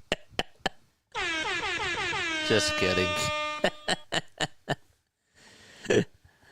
You guys are funny. Hey, folks. Hit the like button. Hit the subscribe button if you haven't done so already. Yeah. Not really too much going on in this game. It's more so of a laid-back game, if you will. And you can just kick your feet up. You know, if you fall asleep, that's totally fine. But we appreciate you guys for being on here. We know it's a late one for you guys, and tomorrow's going to be a late one too. But if you're comfortable, stick around. It's cool. You know what I really like about this? The one thing I really enjoy is that no matter what, okay, whether we're laughing, whether we're upset, doesn't matter how we're feeling, we all have that connection. It's pretty powerful. Here's the pitch to Bohm. There's a fly ball hit out to left field, and getting under it to make the grab will be Tyler Soderstrom for out number 1. Happy birthday, Otto. Yo, Phillies can't stay long. It's my birthday. Happy birthday, man. The pitch to Sosa. It's outside for a ball. Happy birthday, my friend. Shout out to you. 1 ball, no strikes. And the pitch to Sosa. It's outside. Happy birthday, man. Go out and celebrate. Here's the 2-0 pitch to Sosa. This one's popped up. It's hit out towards left center field. Who's going to get it? Clark will call off Soderstrom and catch it. Excuse me. Stott's not playing again. No, Bryson Stott's not here right now. Can I take a message? Brandon Marsh is also not playing right now either. I could also take a message for him as well. They have a righty-dominant lineup today. 2 outs, and the pitch. This one, again, is popped up towards the third base side in foul territory. And Andujar gets under it, makes the grab, and we're going to the bottom of the 7th inning. 1-0 Philadelphia is the score. Okay, Rooker, Langeliers, and Andujar are coming up to bat for the A's. All right, I'm going to ask you a Phillies trivia question, and if you get it right, you will hear this. If you get it wrong, you will hear this. Okay. We'll do this one.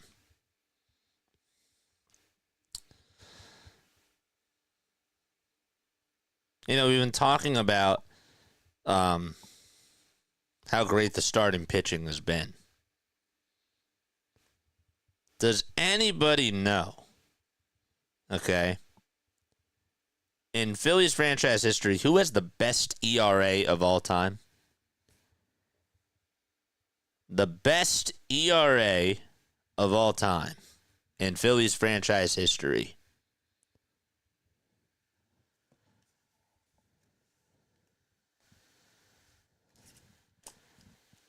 The lollipop guilt from Munchkinland. See you. I was thinking about them today. Cole Hamels. Who has the best ERA in Phillies franchise history? John Denny. Oh, John Denny. Tommy Green. Roy Halladay. Grover? Grover Alexander is correct. Good job. Good job, Tiff. Tiff and Jay. Awesome job. Grover Alexander has a lifetime 2.18 ERA in Phillies franchise history. Tully Sparks is number 2 with a 2.48. And then Earl Moore's third with a 2.63. Charlie Ferguson, 4th on the list with a 2.67 ERA. And Erskine Mayer with a 2.81 ERA. The pitch. This one's popped up over towards second base, and the catch is going to be made for out number 1. Grover Cleveland Alexander played from 1911 up until 1930. But he played with the Phillies from 1911 to 1917, and then he went to the Cubs from 1918 to 25. Spent 2 years, or 2.5 years, I should say, with the Cardinals, and then retired as a Philly. First pitch.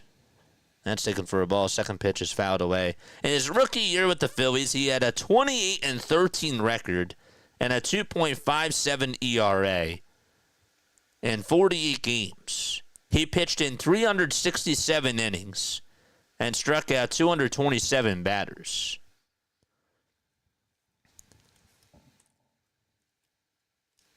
Grover, yes, Grover is a Sesame Street character. 2 balls, 1 strike. And here's the pitch. This one is chopped foul. But what's really impressive is that Grover, from 1915 till 1920, had an ERA every year of less than 2. And he won 30 games or more in 3 of those years during that stretch. 1-2, or the 2-2, I should say, and that's inside for ball 3.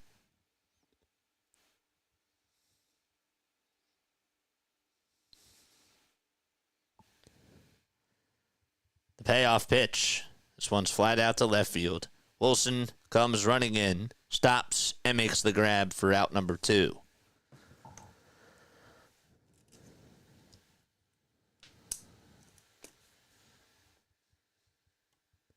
Who was the last Phillies player to touch 300 innings in a season, says Doug? 300 innings? I'm going to say Roy Halladay.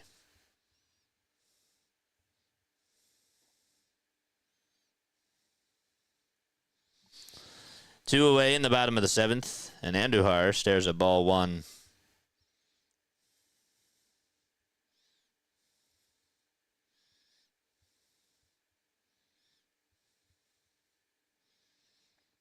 Steve Carlton. Steve Carlton was the last Phillies pitcher to reach 300 innings, and that was back in 1972. 1 ball, 1 strike.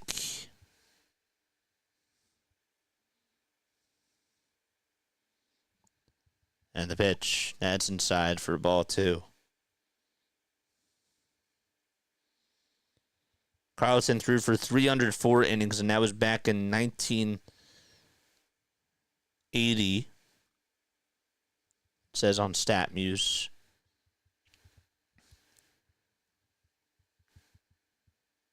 Two one.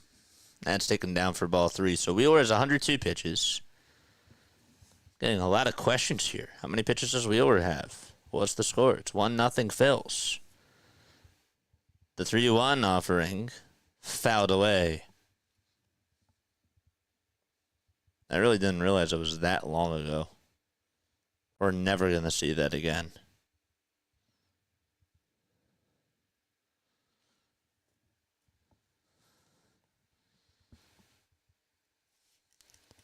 Three balls, 2 strikes.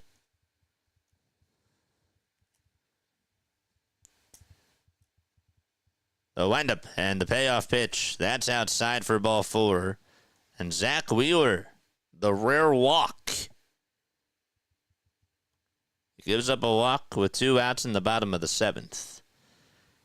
And I assume that this is probably going to be Wheeler's last batter.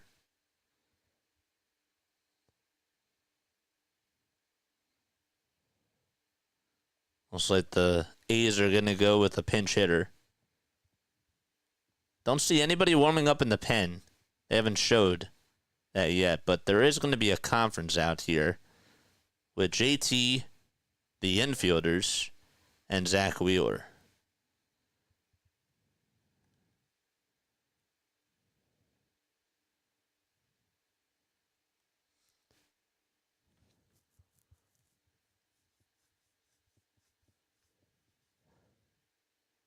Wheeler in his last 9 starts has allowed just 11 walks in 64 innings. Toss bat to first. Not in time. What inning is the game in? Just woke up from a nap. Bottom of the 7th, 1-0 Phils. 2 away. And the pitch to Nick Kurtz. It's down for a ball.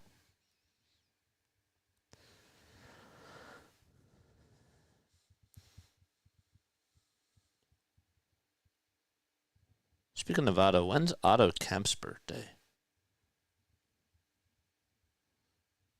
Here's the 1-0. And it misses inside for ball 2. Otto Kemp, when's his birthday?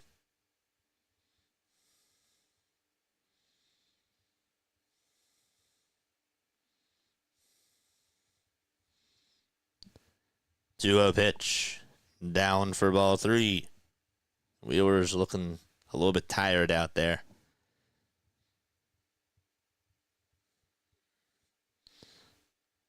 September 9th of 1999. So Eagle Otto and Otto Kemp don't share the same birthday. It's not even close. 3-0 pitch. Hits outside for ball 4. And Zach Wheeler's in a pickle. And Rob recognizes it. He says, all right, you're done. He'll pull the plug. The tying run's over at second. And the go-ahead run is over at first. And Orion Kirkering, I think, is going to come on in. Yes, he is. Call to the pen.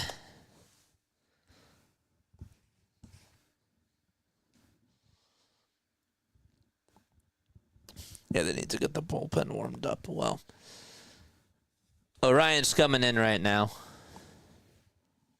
The only other game that's on, you got Angels and Marlins. It's 6-2 LA. The Giants shut out the Nationals today 4-0.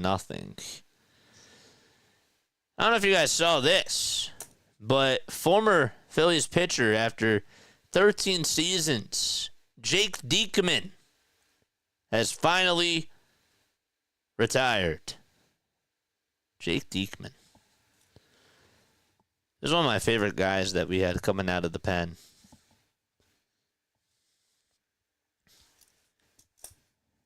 Jake Diekman. Do you guys remember him? Diekman's now 38 years old.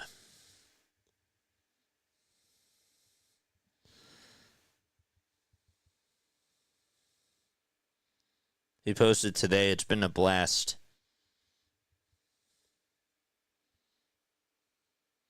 And he had a whole tweet. It was actually 4 pictures. I think he posted it on Instagram. Matt Strom posted on Twitter 9 hours ago and said, any good card shops in Sacramento? My man loves collecting cards.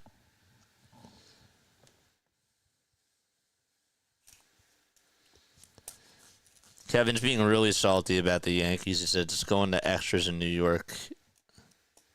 It's 5-5, even though they're out in Colorado. The pitch from Orion. It's down low for a ball. Oh, wait. Oh, no, you're being serious about the Mets. My bad. I didn't see that. My bad, my bad. My bad. He was being serious. 1 ball, no strikes. That's my bad. It's in there for strike 1. Mets Dodgers. Yeah, I see it.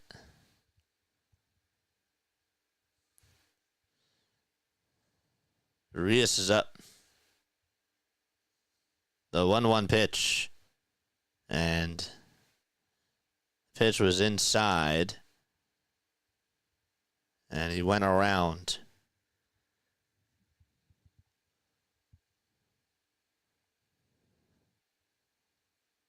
One ball, 2 strikes. Kerkering kicks, fires the pitch, swing and a miss, and Arias does a little bat flip as he goes back to the dugout. Orion Kerkering does his job. We're going to the 8th inning, 1-0 Phils. Wow. Had a lot of hope for Kerkering, but he's been maddening to watch. I'll tell you what, I know that this isn't against like the top competition in the world, but it seems to me, and I will look at the stats, but over the last 4 or 5 outings that he has pitched, it's been better. Now, it does help when you come on in to face one batter the other day, and Bryce Harper makes an excellent catch on the first pitch to get out of the inning. But ever since May 6th, he's been really good. Yes, it's been strong.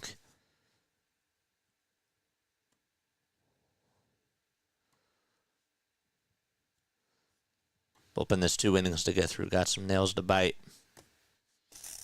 I'm not a nail biter. I'm really not. I never understood that. I never understood nail biting. Never understood it as a habit. Swaying, I get.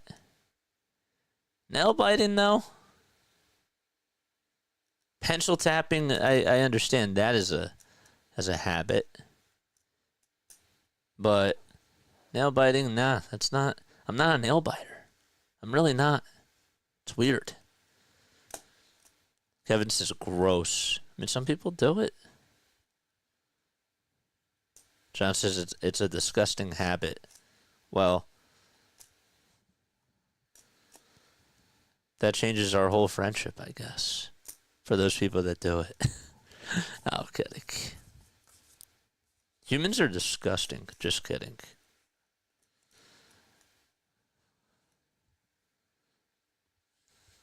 I don't bite my nails. Just an expression. I don't get it either. Oh, I didn't say that you did, but there are people that are nail biters. Rank up there with burping on a live stream. That's different. 1 ball, no strikes in the pitch. There's a swing and a miss. There's a difference. Especially when you're on every day. 1-1. Is that a strike? It is. James says nerves.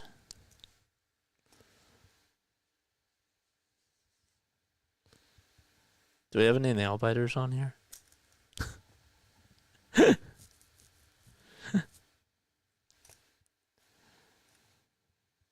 One, two. Swing and a miss. And so there's 1 out in the 8th inning. I'll tell you what I don't do on stream. I will never, ever, ever, ever, ever fart on stream. Ever. It's not healthy when you gotta hold it in, but I will never do that. The pitch, that's outside. That is, oof. 1-0 pitch. That's low and outside for ball 2. JJ's catching some strays. It's all good. I like it.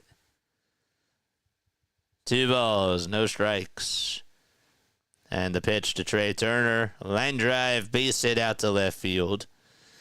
And so there's a 1-out single from Trey Turner, and he gets aboard. Fun fact, 93%. 93% of acrylic talons. What? Acrylic talons? Is that how you say it? Tested positive for fecal matter. I'll have to do research on that. That sounds disgusting. But I'll have to do my research on that. The pitch. Bryce Harper.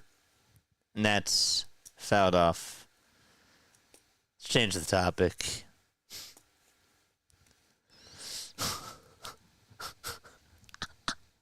Sterner's pitching. The ball is 1 strike. This is Justin Sterner, 28 years old.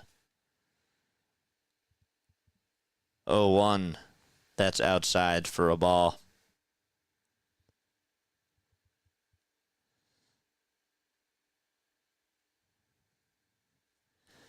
You know what's weird? 1 ball, 1 strike. Toss bat to first, not in time. I've never seen, and this is kind of odd to me. I've never seen a baseball player. I've never seen a pitcher or a batter sneeze in the game. 1-1. This one's grounded foul. I've never seen a batter or a pitcher sneeze during a game. I mean, don't really think about it. I don't know how he got here, but geez. I never thought about that. 1-2 pitch to Harper, foul ball. And you would think that just during, they play during allergy season, that it would just happen. 162?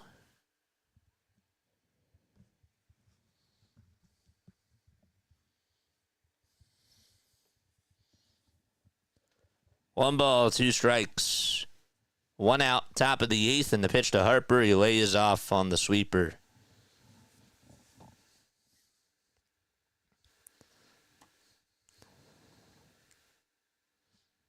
You can bet he had beans the day JJ disappeared.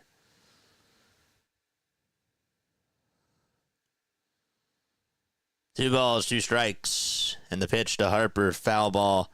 I'm sure that they take medications if they have allergies. Yeah, but you would just think that during one of the games of the 162 that they would just pop a chew. That it would just come out.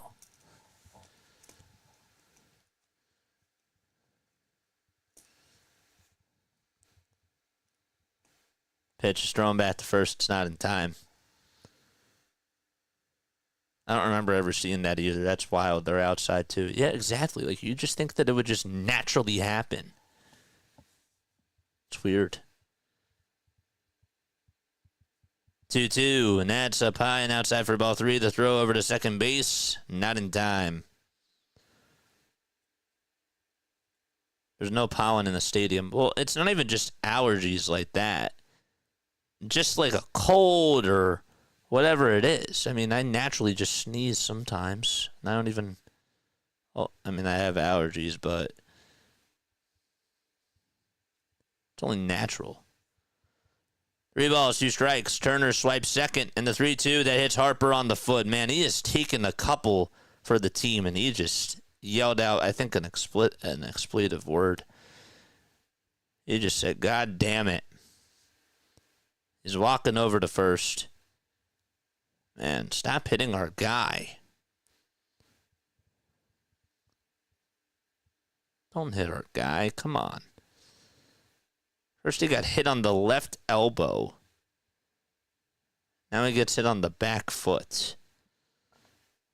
Trainer's out there as he's over at first base.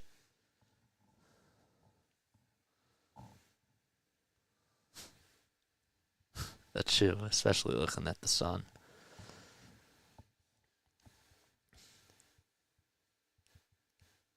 It looks like we're going to have a mound visit here.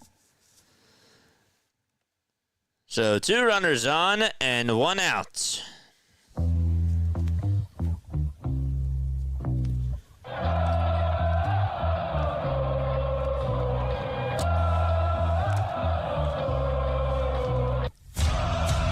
Harper's going to stay put over at first.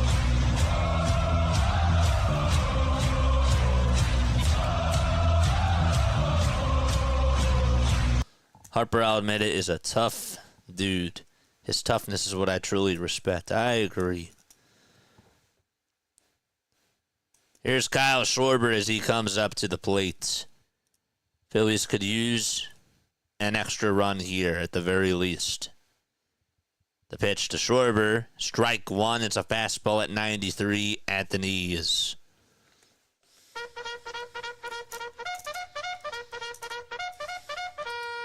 Charge! The ball is 1 strike. Turner's at second. Harper's at first. And Sterner kicks, fires, and it's outside. Renaud with the $5 super chat. Phillies hold and win this game. Ring that bell, says Renaud Stevens. Love it, love it. The 1-1 pitch to Schwarber. It's inside for ball 2. Thanks so much for the $5 super chat. From you, from James, and Tiff. You guys are awesome. 2 balls, 1 strike to Kyle Schwarber. And the windup and the pitch, swing and a miss. That was a fastball right down Broad Street.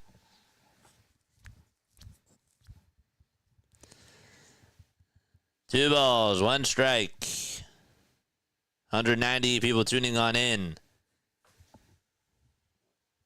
And the windup and the next pitch to Schwarber. Fly ball hit out towards right center field. On the run is Clark. He'll make the catch. And Turner tags up from second. Puts the stop signs on as the throw is drawn over to third. So Schwarber flies out towards right center. Thank you so much. Appreciate it. We go on for every Phillies, Sixers, and Eagles game. So if you do enjoy this, we also do Sunday Night Baseball as well. If you guys enjoyed this play-by-play commentary, that's why we're called Play-by-Play with JJ. It's in the title. You know? And it's fun. Here's Casty, swinging a miss on the cutter that was outside, and he got tricked up. Nick lined out, struck out, and fouled out. 0-1 pitch to Casty, and he dribbles it foul.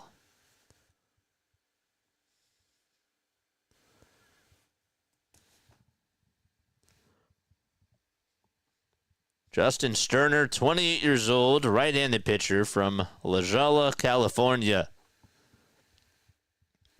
0-2 pitch to Castellanos. It's popped up. It's hit out towards straightaway center field. Clark doesn't even have to move, and he makes the grab. And we're going to the bottom of the 8th inning. 1-0 Phils. Thanks to a leadoff homer by Trey Turner. Once upon a time, it was to start off the ball game. That's all the offense. Okay. They got to rely on their bullpen. That's what they're going to have to do.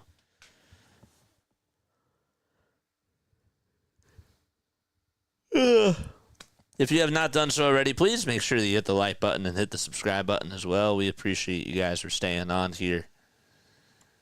Any updates on Mets and Dodgers? Good question. We have it posted. It's right here. It's in the bottom of overtime, a.k.a. the bottom of the 10th. Mets are up to bat. Bottom of overtime. Is that really what the scoreboard spot does? There's 1 out in the bottom of the 10th. Mets and Dodgers are tied 5-5. Mets came back. They were down 5-2 in the bottom of the 9th. And I guess that Tanner Banks blew the save. No, it was a Trevino. Not Tanner Banks, sorry. I was thinking of Tanner Scott. Scott did blow the save. That sucks for me in fantasy. Oh, that's terrible. Oh, that's awful. Oh, that's egregious. I can't be losing fantasy points. What are you doing? 3 earned runs on 3 hits. Who homered? Jeff McNeil had a triple. And Tyrone Taylor had an RBI single. Ugh. Screwed the Mets.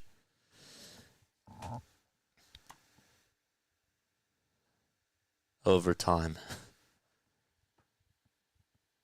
That game is actually on Apple TV. Matt Strom's going to pitch. We're in the bottom of the 8th. It's in overtime. The clock is winding down. There have been 17 pitch clock violations in that game. The pitch. That's inside for a ball.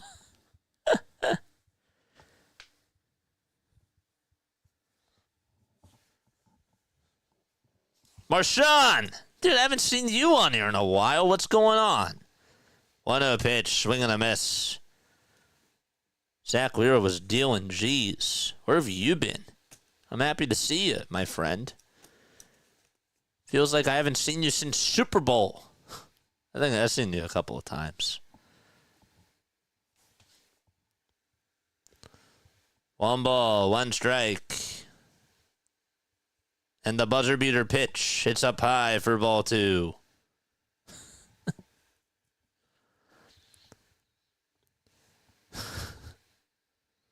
Strom has 1 minute to get Clark out. 2-1. Foul ball. That would be wild if baseball was a time sport.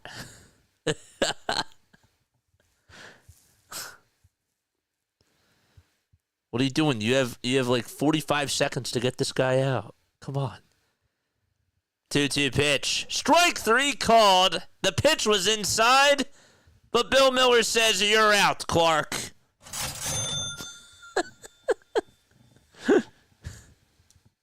That helps Strom. Call a timeout, says Larry.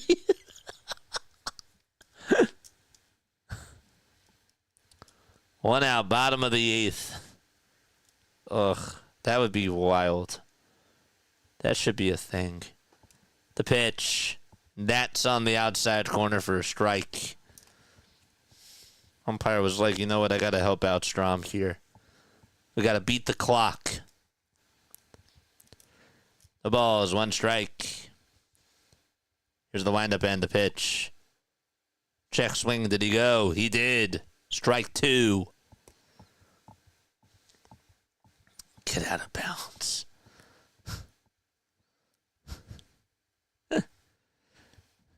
Get out of bounds. Umpire calls a timeout. Holding pitcher. 5-yard penalty. 0-2 pitch. That one's offsides. It was off the plate. 1 ball, 2 strikes. We're in the bottom of the 8th. 1-0 Phils. 1 out. Lawrence Butler is up. And here's the 1-2. This one is fouled away. And Butler does a little bat flip. Go to the white line and the clock should stop.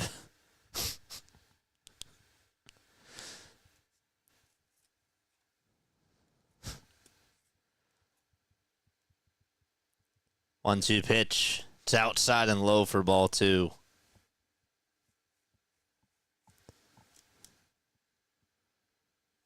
Offsides.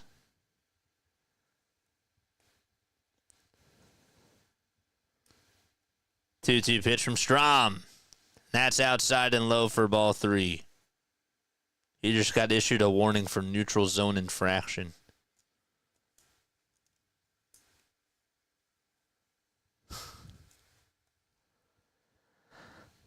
Payoff pitch to Butler. Line drive down the right field line. That's a fair ball. Castellanos has to go towards the wall. Butler's going to jog over to second base. The helmet comes flying off, and he is standing up in scoring position. Ronald says, reminds me of basketball. But the double doesn't count because he stepped out of bounds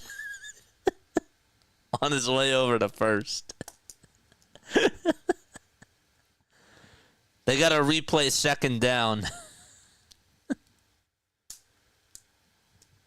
Damn. 10 o'clock games, am I right? Tying runs over at second. Jacob Wilson's up. And the pitch to Wilson. Fly ball hit out to left field. It's foul.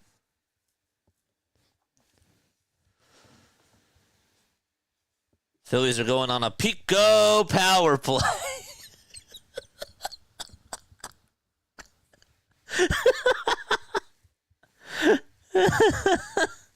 Gotta take out the outfielder.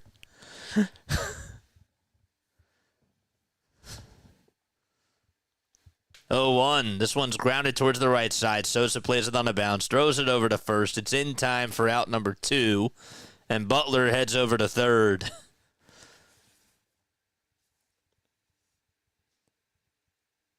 Oh, basketball? I've seen that. Yeah.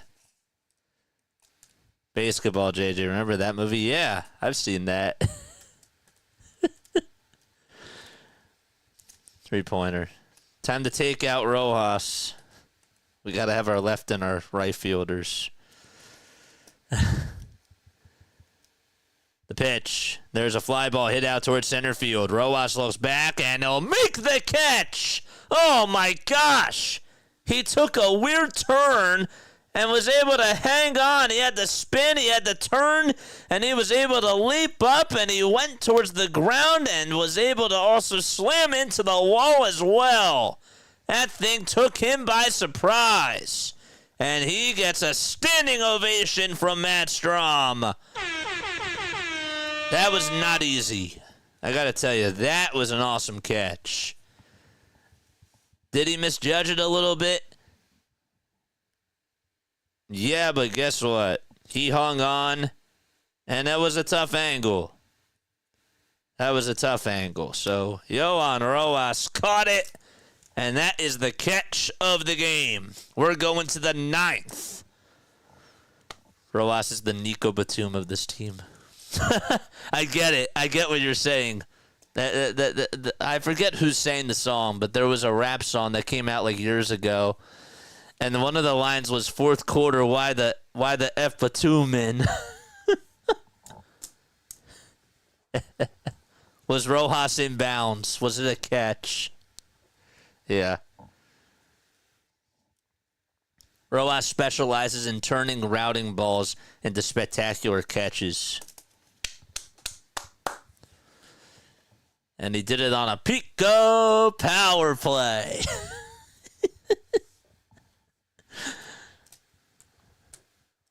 JJ, you got it, brother. Fourth quarter, why the F Batum?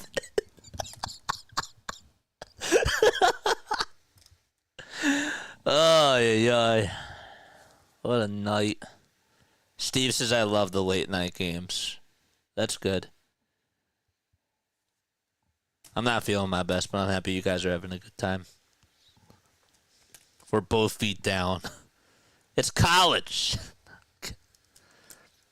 I think the clock expired before the catch. They should review it. You guys are funny.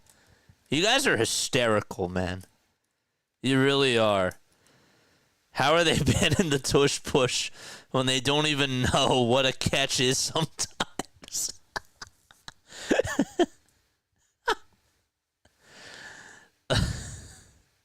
Pitch to JT, and it's taken for a strike. Or it's actually taken for a ball. That catch will be great for his plus minus. AKA in baseball, you know what that is? WAR. WAR is plus minus. That's the equivalent stat. The pitch. It's taken up high for a ball. 1 ball, 1 strike, excuse me. I'm getting a little bit off track here. 1-1. It's outside for ball 2. Mason Miller's pitching. This could be an audition for him. All right, come on. 2-1 to JT. Swing and a miss at 101 miles per hour. There's no way that they're going to get a run off of this guy. Old Man Ferguson says, all right, I'll give the kid credit for that catch. That was a nice catch. 2-2. That was at 102, and it's fouled off by JT.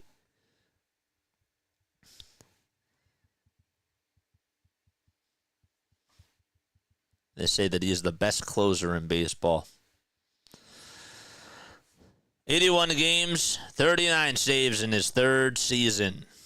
And the 2-2 pitch, that reaches 101 again, and it's fouled off. Remember back in the day when batters were told that they had to choke up for a guy that threw 95 miles per hour? 2-2 pitch. There's a slider that's fouled off.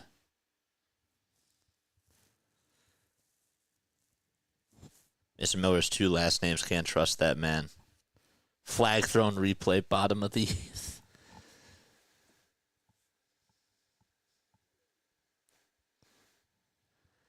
Two-two pitch. That's outside for ball 3. JJ, can you explain why Matt Strahm is so good out of the bullpen, even though his pitches aren't so fast?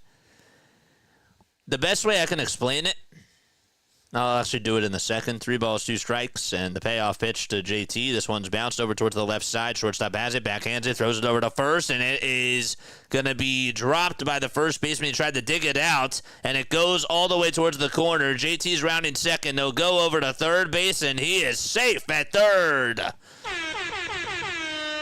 It looked like that was going to be a bang-bang play by the shortstop, Jacob Wilson. He fired it over to first, and the glove just came off of Nick Kurtz. He tried to make the play and play it on a bounce, and his glove just came flying off. And he couldn't make the play at all. Never seen that before. And so JT is at third. Here's Alec Boehm. This pitch is outside. They got to get a run now. Why is Matt Strahm so good with his lower deliveries or with his lower velocities? Here's the 1-0 to Boehm. Fly ball hit out towards right center field, and that's going to drop in for a base hit. That's going to go all the way towards the wall. JT's going to jog home. It's 2-0 Phils, and Boehm is at second base. JT claps along, and it looks back at Boehm, and Boehm is smiling.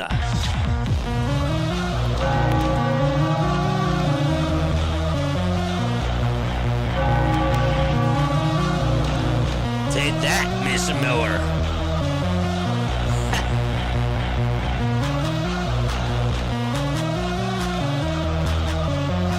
There you go.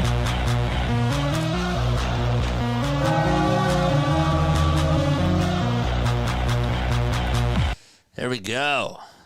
And so Langeliers is going to go talk to Miller just to try to calm him down. The reason why is because Strahm, if you watch his delivery, if you watch his leg kick, I mean, the power that he has coming from the upper strength body, it's pretty good. Like the way that his delivery is, he doesn't really have to throw 98, 99. He gets a lot of power from his upper body when he's just throwing. It sounds weird. Doesn't have the biggest leg kick. The ball is 1 strike. And here's the windup and the next pitch. This is grounded over to first base. Heading on over to third is Boehm. Tagging the bag at first is Kurtz. And so 1 out in the top of the 9th inning, and Sosa does his job. Strahm leg kick is better than Jackie Chan's leg kick. Yeah. Gotta kick a Jackie Chan. I just saw the swimsuit from Japan. Shout out to Post. 1 out, top of the 9th. Brandon Marsh is up. He's going to pinch hit for Wes. And the pitch is inside for a ball.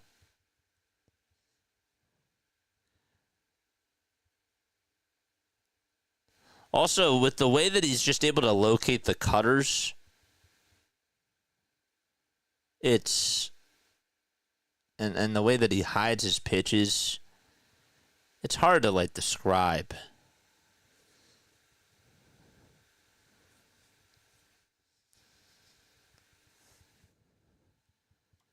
One ball, 1 strike. Top of the 9th. 1 out. Marsh in the box, facing Mason Miller. And the 1-1, it's inside for ball 2.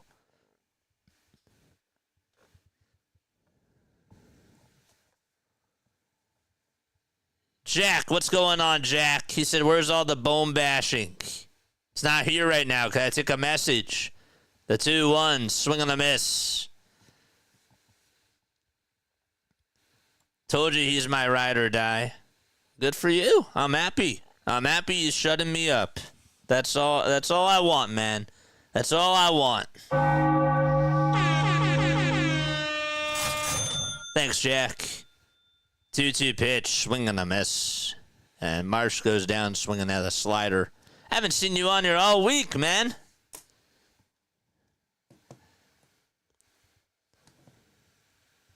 Are the Pacers sweeping the Knicks? Nah, they're not going to sweep them. It's probably still going to go to 6. They're not done. 2 outs, top of the 9th. And Rojas is up. And he takes a slider that catches the outer edge of the zone.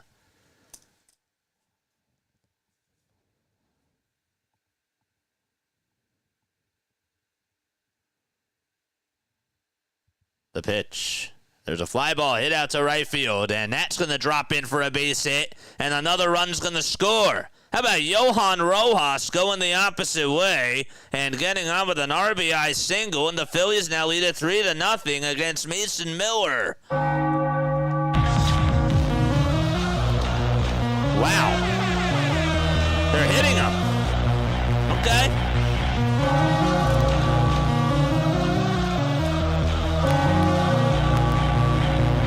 Good contact, and again, Butler was playing back.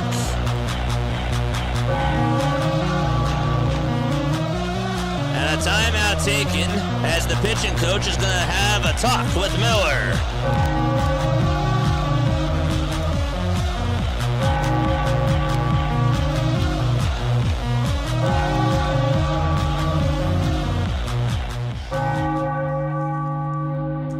I can't believe that they're hitting off of Mason Miller. Good for them. I mean, Miller has been a little bit shaky, but even still, this guy is regarded as one of the best closers in baseball. And so, for them to just get a couple of runs off of him, I'll take that.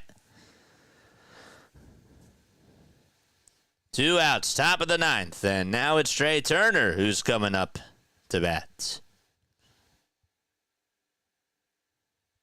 The pitch. That's a foul ball. Larry said, I just saw the replay. That was an insane catch. It was. But again, they called it a charge. Runner goes, 0-1 pitch, and Turner fouls it off, and Rojas had the bag stolen and goes back to first.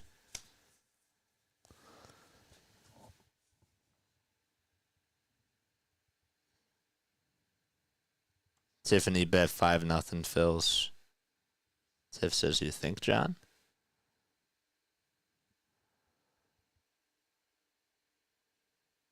The ball's 2 strikes, and here's the pitch. It sails outside and low, and Rojas swipes second base without a throw.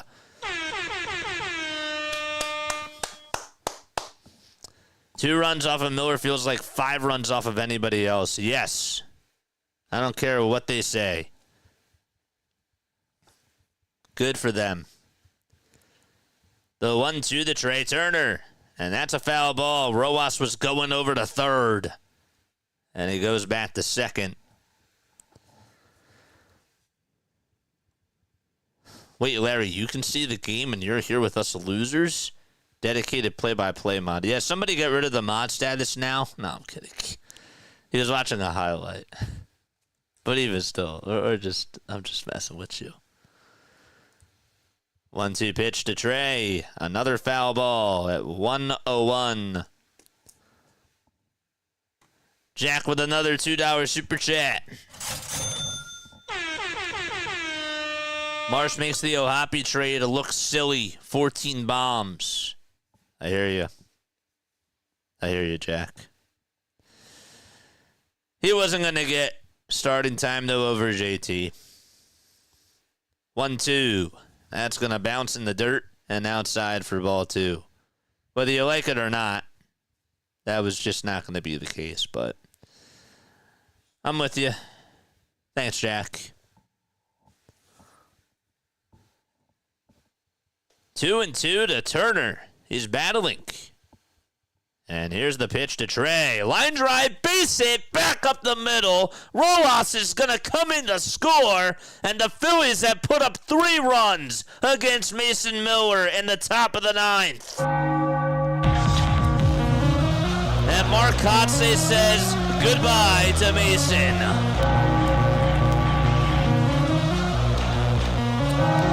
Says you're coming out.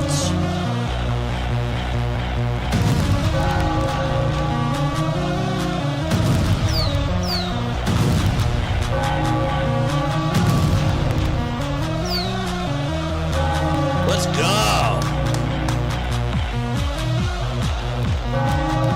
That's going to be it for Mason Miller.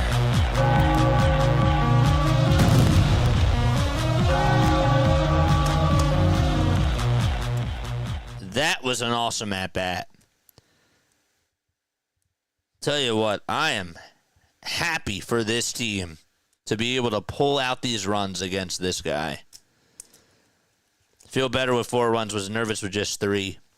And the way that they did it, the way that they pulled out these runs against this guy, gosh, that's special.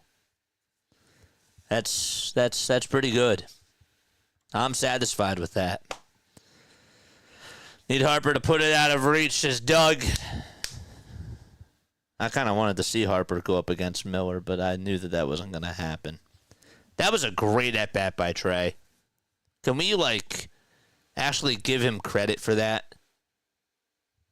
Trey had a very good at-bat there. Against Miller, this was a delighted surprise. Yeah. Yeah. I'm shocked. I didn't really think that there was going to be a lot of stock in this game, but I'll take stock in that. I'll take stock in that. And again, has he been lights out over his last couple of outings? Not necessarily, but even still, this guy's throwing 102, he's throwing 101, and with the way that they were battling against him, I'll take that. The pitch is outside by Maldonado, and it's going to be off the plate for a ball. Anthony Maldonado, he has a 13.5 ERA. 1 ball, no strikes to Bryce Harper. And the pitch on the way. That's inside for ball 2. And the count is now 2-0.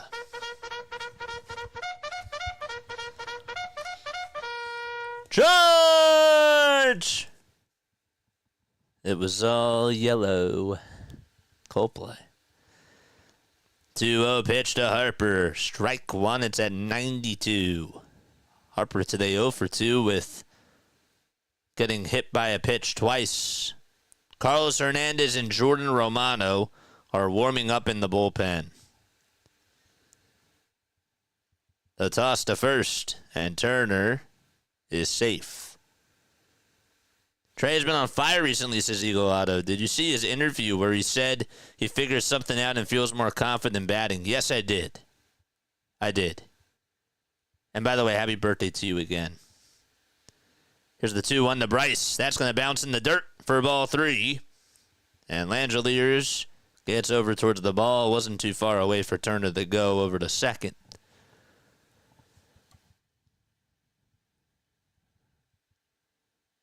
That's a bases loaded with 2 outs in the bottom of the 11th.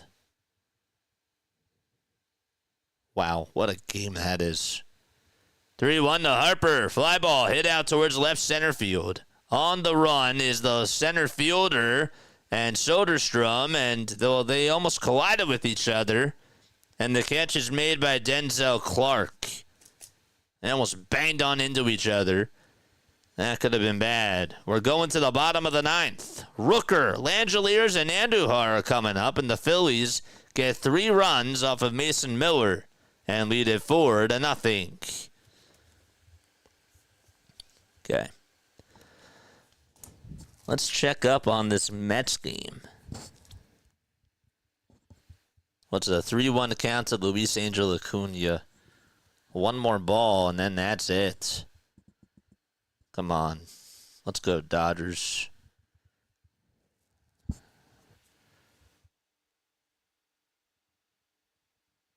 They got out of the inning. Wow. They got out of the inning, and they're going to the 12th. No runs in the 10th or the 11th, even with the ghost runners. How about that?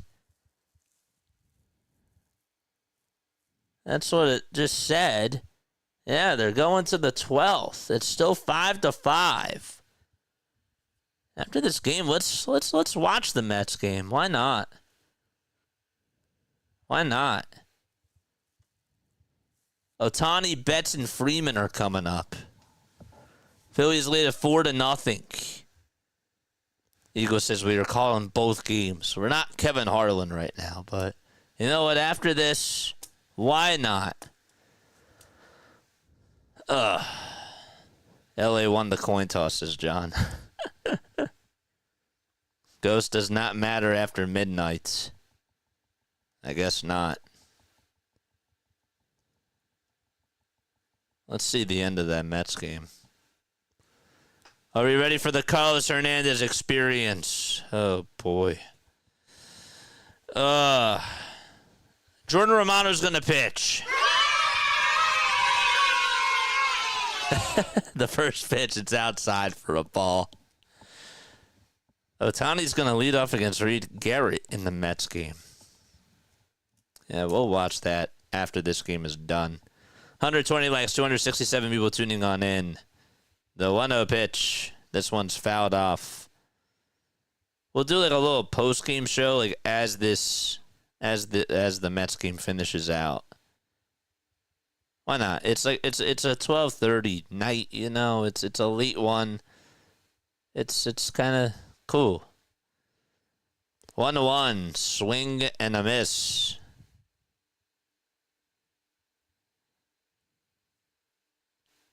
I actually said he didn't go around. Sorry, the screen froze. 2 balls, 1 strike. Here's the 2-1. Line drive, base hit out to right field. Castellanos gets over to it. Plays it on 2 bounces. And so Brent Rooker gets on. Gonna say Mookie wins it for LA, says Doug. Stay on. We'll go to Apple TV after this. We will. It's on Apple TV, right? Pitch to Langeliers. It's up high for a ball.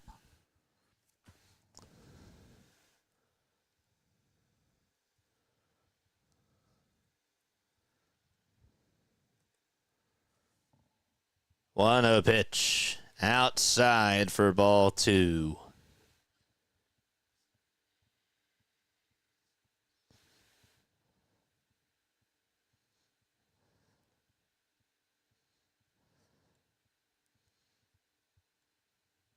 Two balls, no strikes.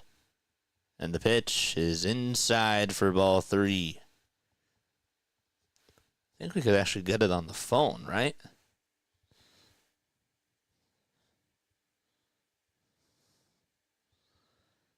Rio pitch up high and inside for ball 4. And just like that, Romano has walked 2 batters. Oh, boy.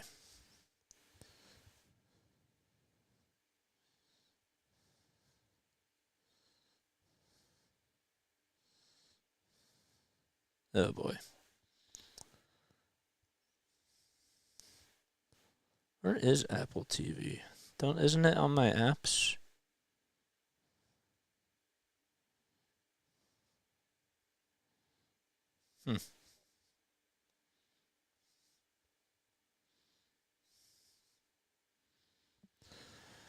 Here's the pitch to Miguel Andujar, and it's up high for a ball. All right. Stay locked in.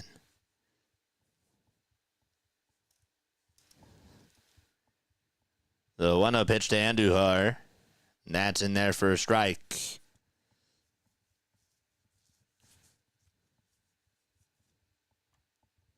You're right, a single and a walk, sorry. But got distracted. 1-1 pitch. That's outside for ball 2. Thank goodness they got those runs in the top of the 9th.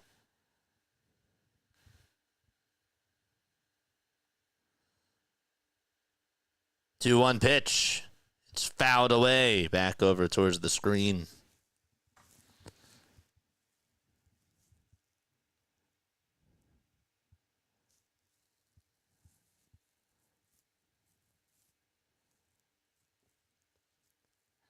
Two balls, 2 strikes. We're in the bottom of the 9th.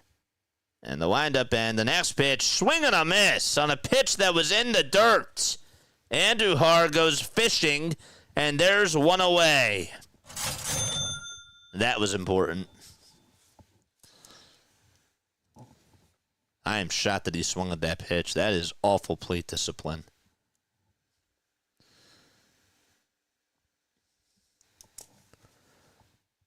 One gone in the bottom of the 9th. A double play ends it. And Kurtz is up, and he takes ball 1. It's a slider.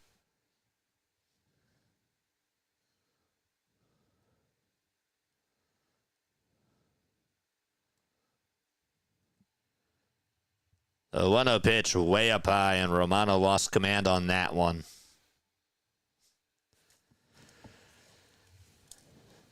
Phillies playing against the Athletics at Sutter Health Park in Sacramento, California. In game 1 of a 3-game set. Here's the 2-0. There's a strike. It's down the middle. The Dodgers and the Mets are going to the bottom of the 12th.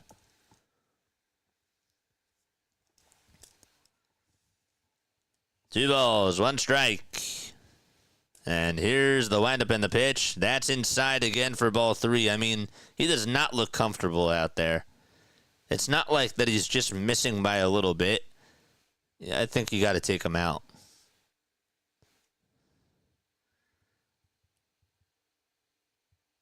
The 3-1 to Kurtz. There's a fly ball hit out towards center field. Rojas goes back towards the track, and it is gone. It's a 1-run ball game as Kurtz goes yard and homers off of Romano, 425 feet. And we got a ball game.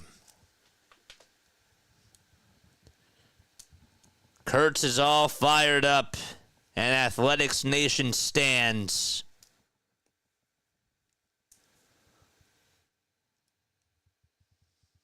Right down the middle. And Kurtz squared it up. Nothing but barrel. That hit their banner.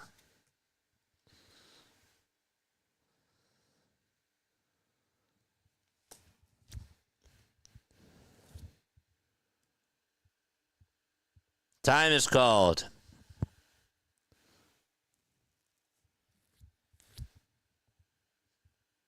Tanner Banks is now warming up in the bullpen.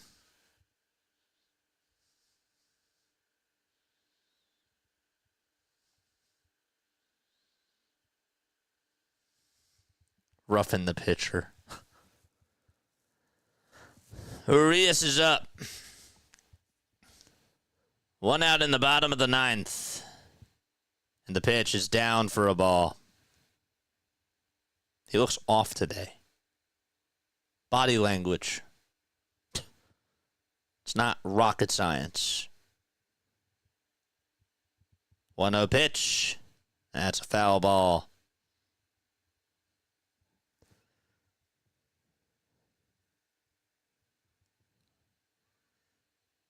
Up next is Alexander. He's a left-handed hitter.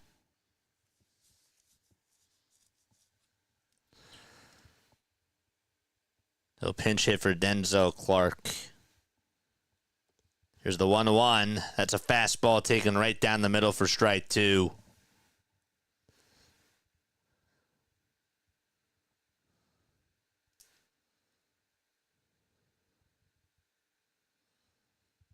1-2 pitch. That slider misses for ball 2.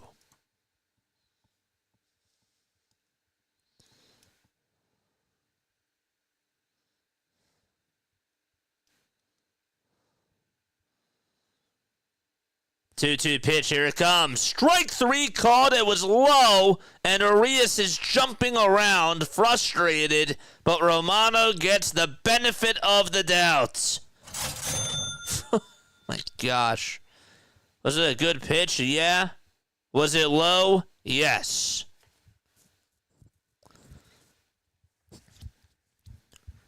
That's a bases loaded with 1 out. Yeah, I see. Wow, that was a bad call. 2 outs. Athletics down to their final out.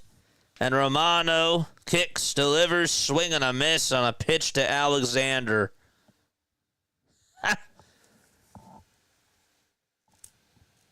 Thank you, Bill Miller.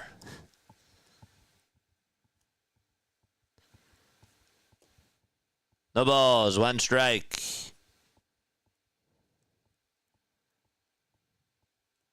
Two outs, and the pitch that's in the dirt for ball 1.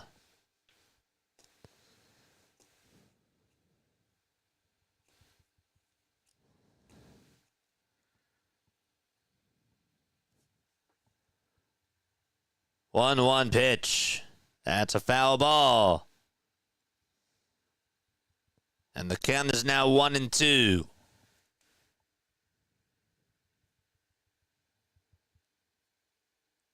Athletics down to their final strike. And the 1-2 pitch, high for ball 2.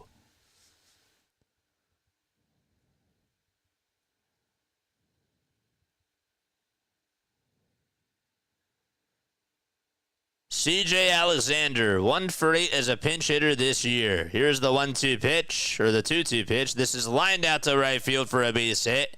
And so the tying run is at first base, and Alexander gets aboard. It took 2 bounces in front of Nick Castellanos. And Rob has seen enough. And he will make a move, and he's going to go to the bullpen, and Tanner Banks is going to come on in to face Lawrence Butler. I don't like this.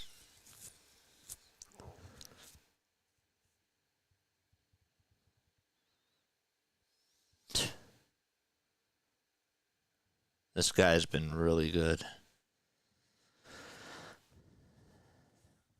Dodgers just got a double play, and they're going to the top of the 13th. Gosh.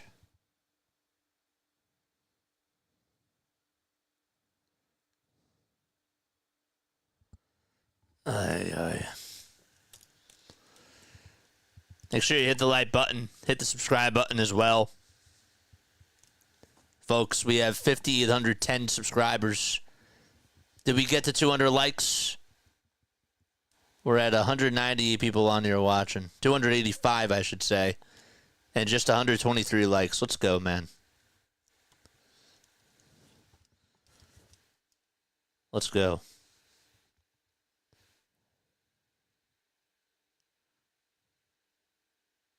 What does it say? Viewers in the chat are frustrated with what?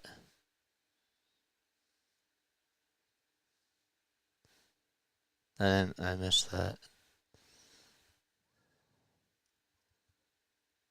Is this new AI actually detecting other things?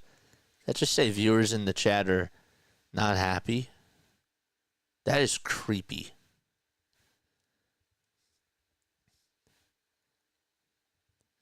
AI is creepy, man.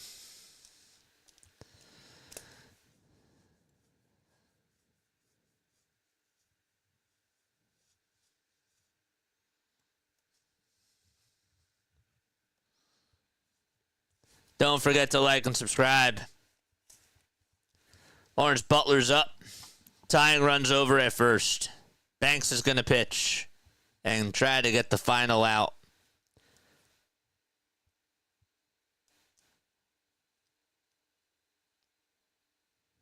Banks looks back at first, now back to home plate. And the pitch, that's a slider that's in there for strike one. CeeLo's here. What's up, CeeLo? What's up, CeeLo? Here's the 0-1. It's outside for a ball.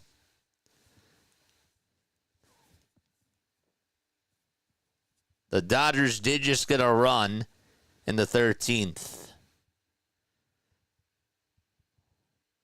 The 1-1 pitch, swing and a miss. And Tanner Banks trying to close the door.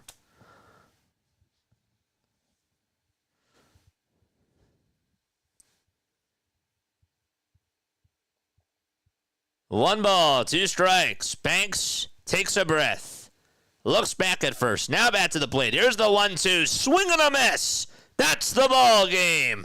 The Phillies do extend their winning streak to 8 in a row and come out on top. It got ugly at the end, but they hang on and beat the A's 4-3. Ring of the bell. The Philadelphia Phillies win. Let's go.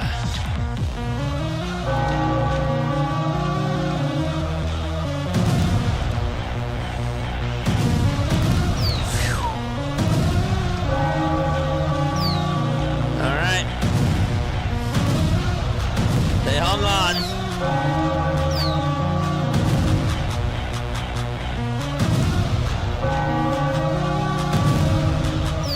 They hung on.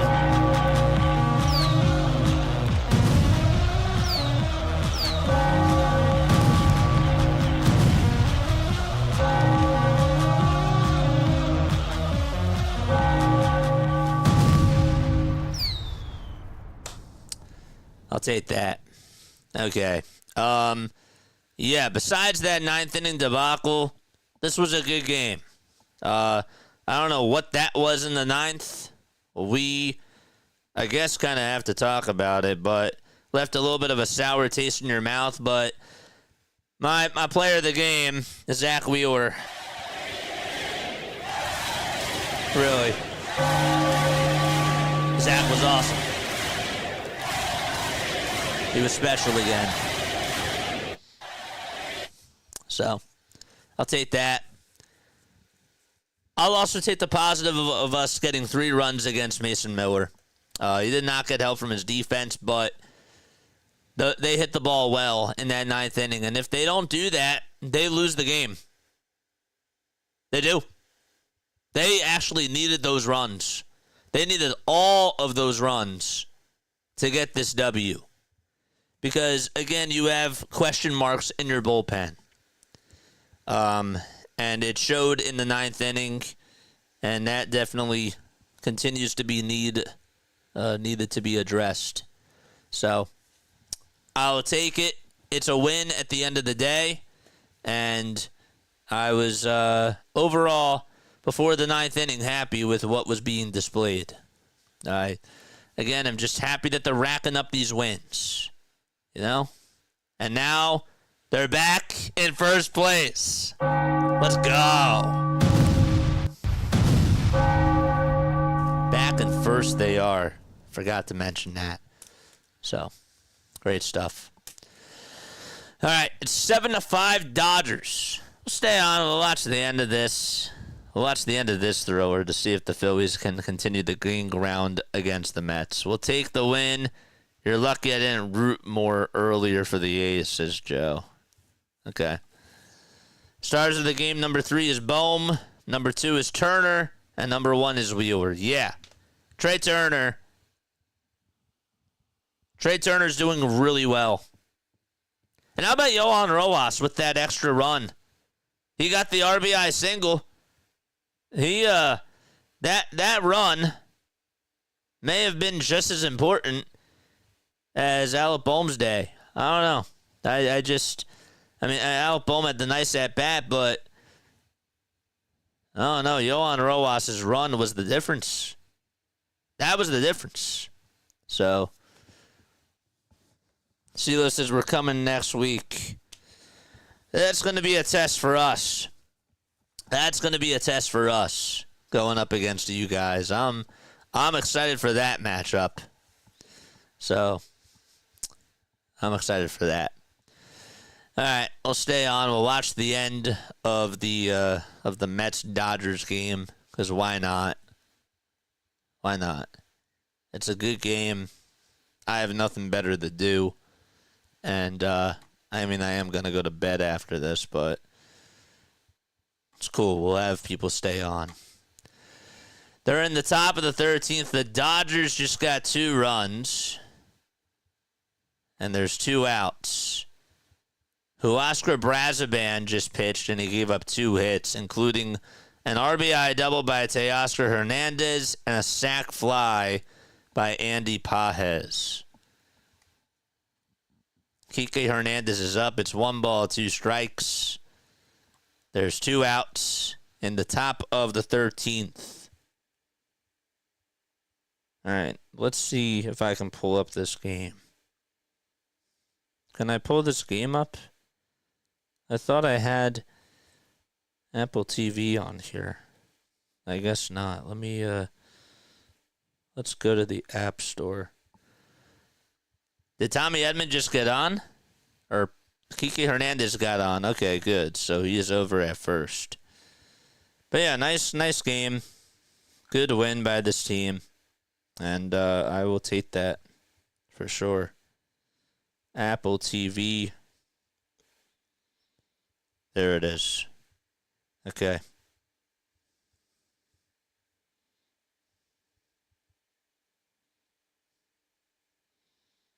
Let's watch it. Allow once. Watch live. All right. Let's put this up here. Okay, 2 outs in the top of the 13th. Ohtani is up next. It's 2 balls, 1 strike to Tommy Edman. Braziban kicks and fires in the pitch to Edman. Fly ball hit out to right field. And the right fielder will get under it, make the grab. That's Juan Soto, and we're going to the bottom of the 13th. Can the Dodgers do the Phillies a solid and beat those Mets? And they do it. Where was Mr. Consistency? Yeah, I'm with you there. What else we got? What else? Looking forward to it, Cecilio. Yeah, me too.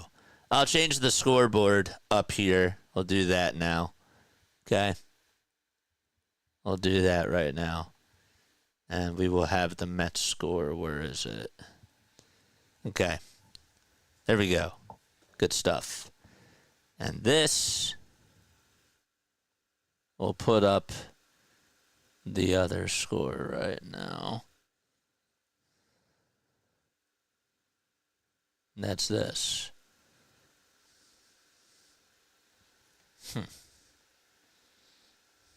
Where is it? There it is. All right, 7-5 Dodgers. They're going to the bottom of the 13th. Doug says, let's go Dodgers. Jay calling in. I'm not going to do phone calls tonight. Tonight I'm not going to do it. Jay is calling in to talk smack about the Knicks and has mad respect for the Phillies. Not tonight. Tonight I'm not going to do phone calls. I'm sorry. I'm going to take the night off with it. Tomorrow I will. I promise. You can leave me a voicemail. Leave me a voicemail message. I promise. I will definitely play that on tomorrow. But tonight I'm not going to do it. I'm just not going to take live phone calls. Getting tired, signing off till tomorrow, says Larry. Good night. All right. Good night, Larry. Good night, John Boy. We have 181 people still tuning on in.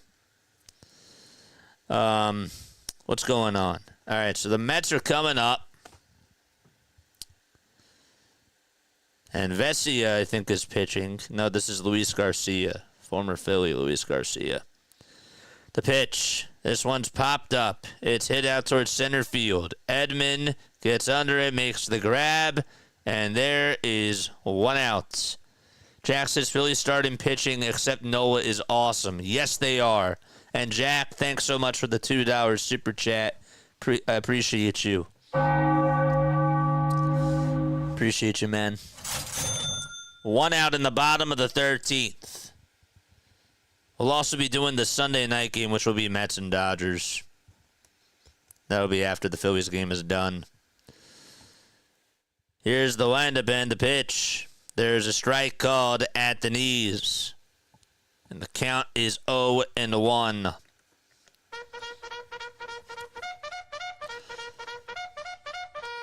Charge! 0-1 pitch, ground ball hit over to third base, and the throw over to first in time, and there's 2 away. Woohoo! 1 more to go. 1 more to go. Let's go, baby.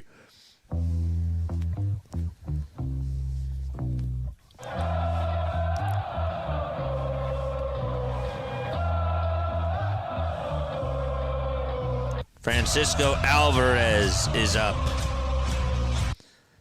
It's all up to him. The pitch, swing and a miss. What a night from the New York team, says Kevin. Kevin, it's not over yet, man. Don't speak too soon. It ain't over. He didn't say they were going to come back, but there's the 0-1. There's a line drive hit out to center field and a sliding catch by Tommy Edman. And the Dodgers hang on and beat the Mets. And the Phillies go up another game in the NL East. Ring the bell. They had a lot of opportunities.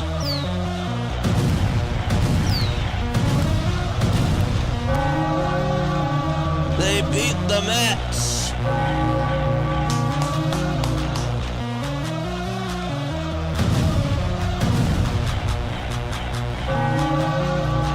I like it.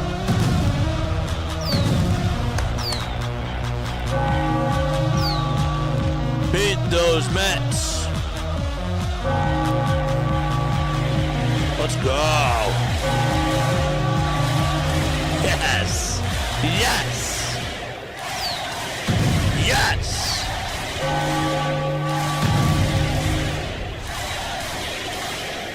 That's great.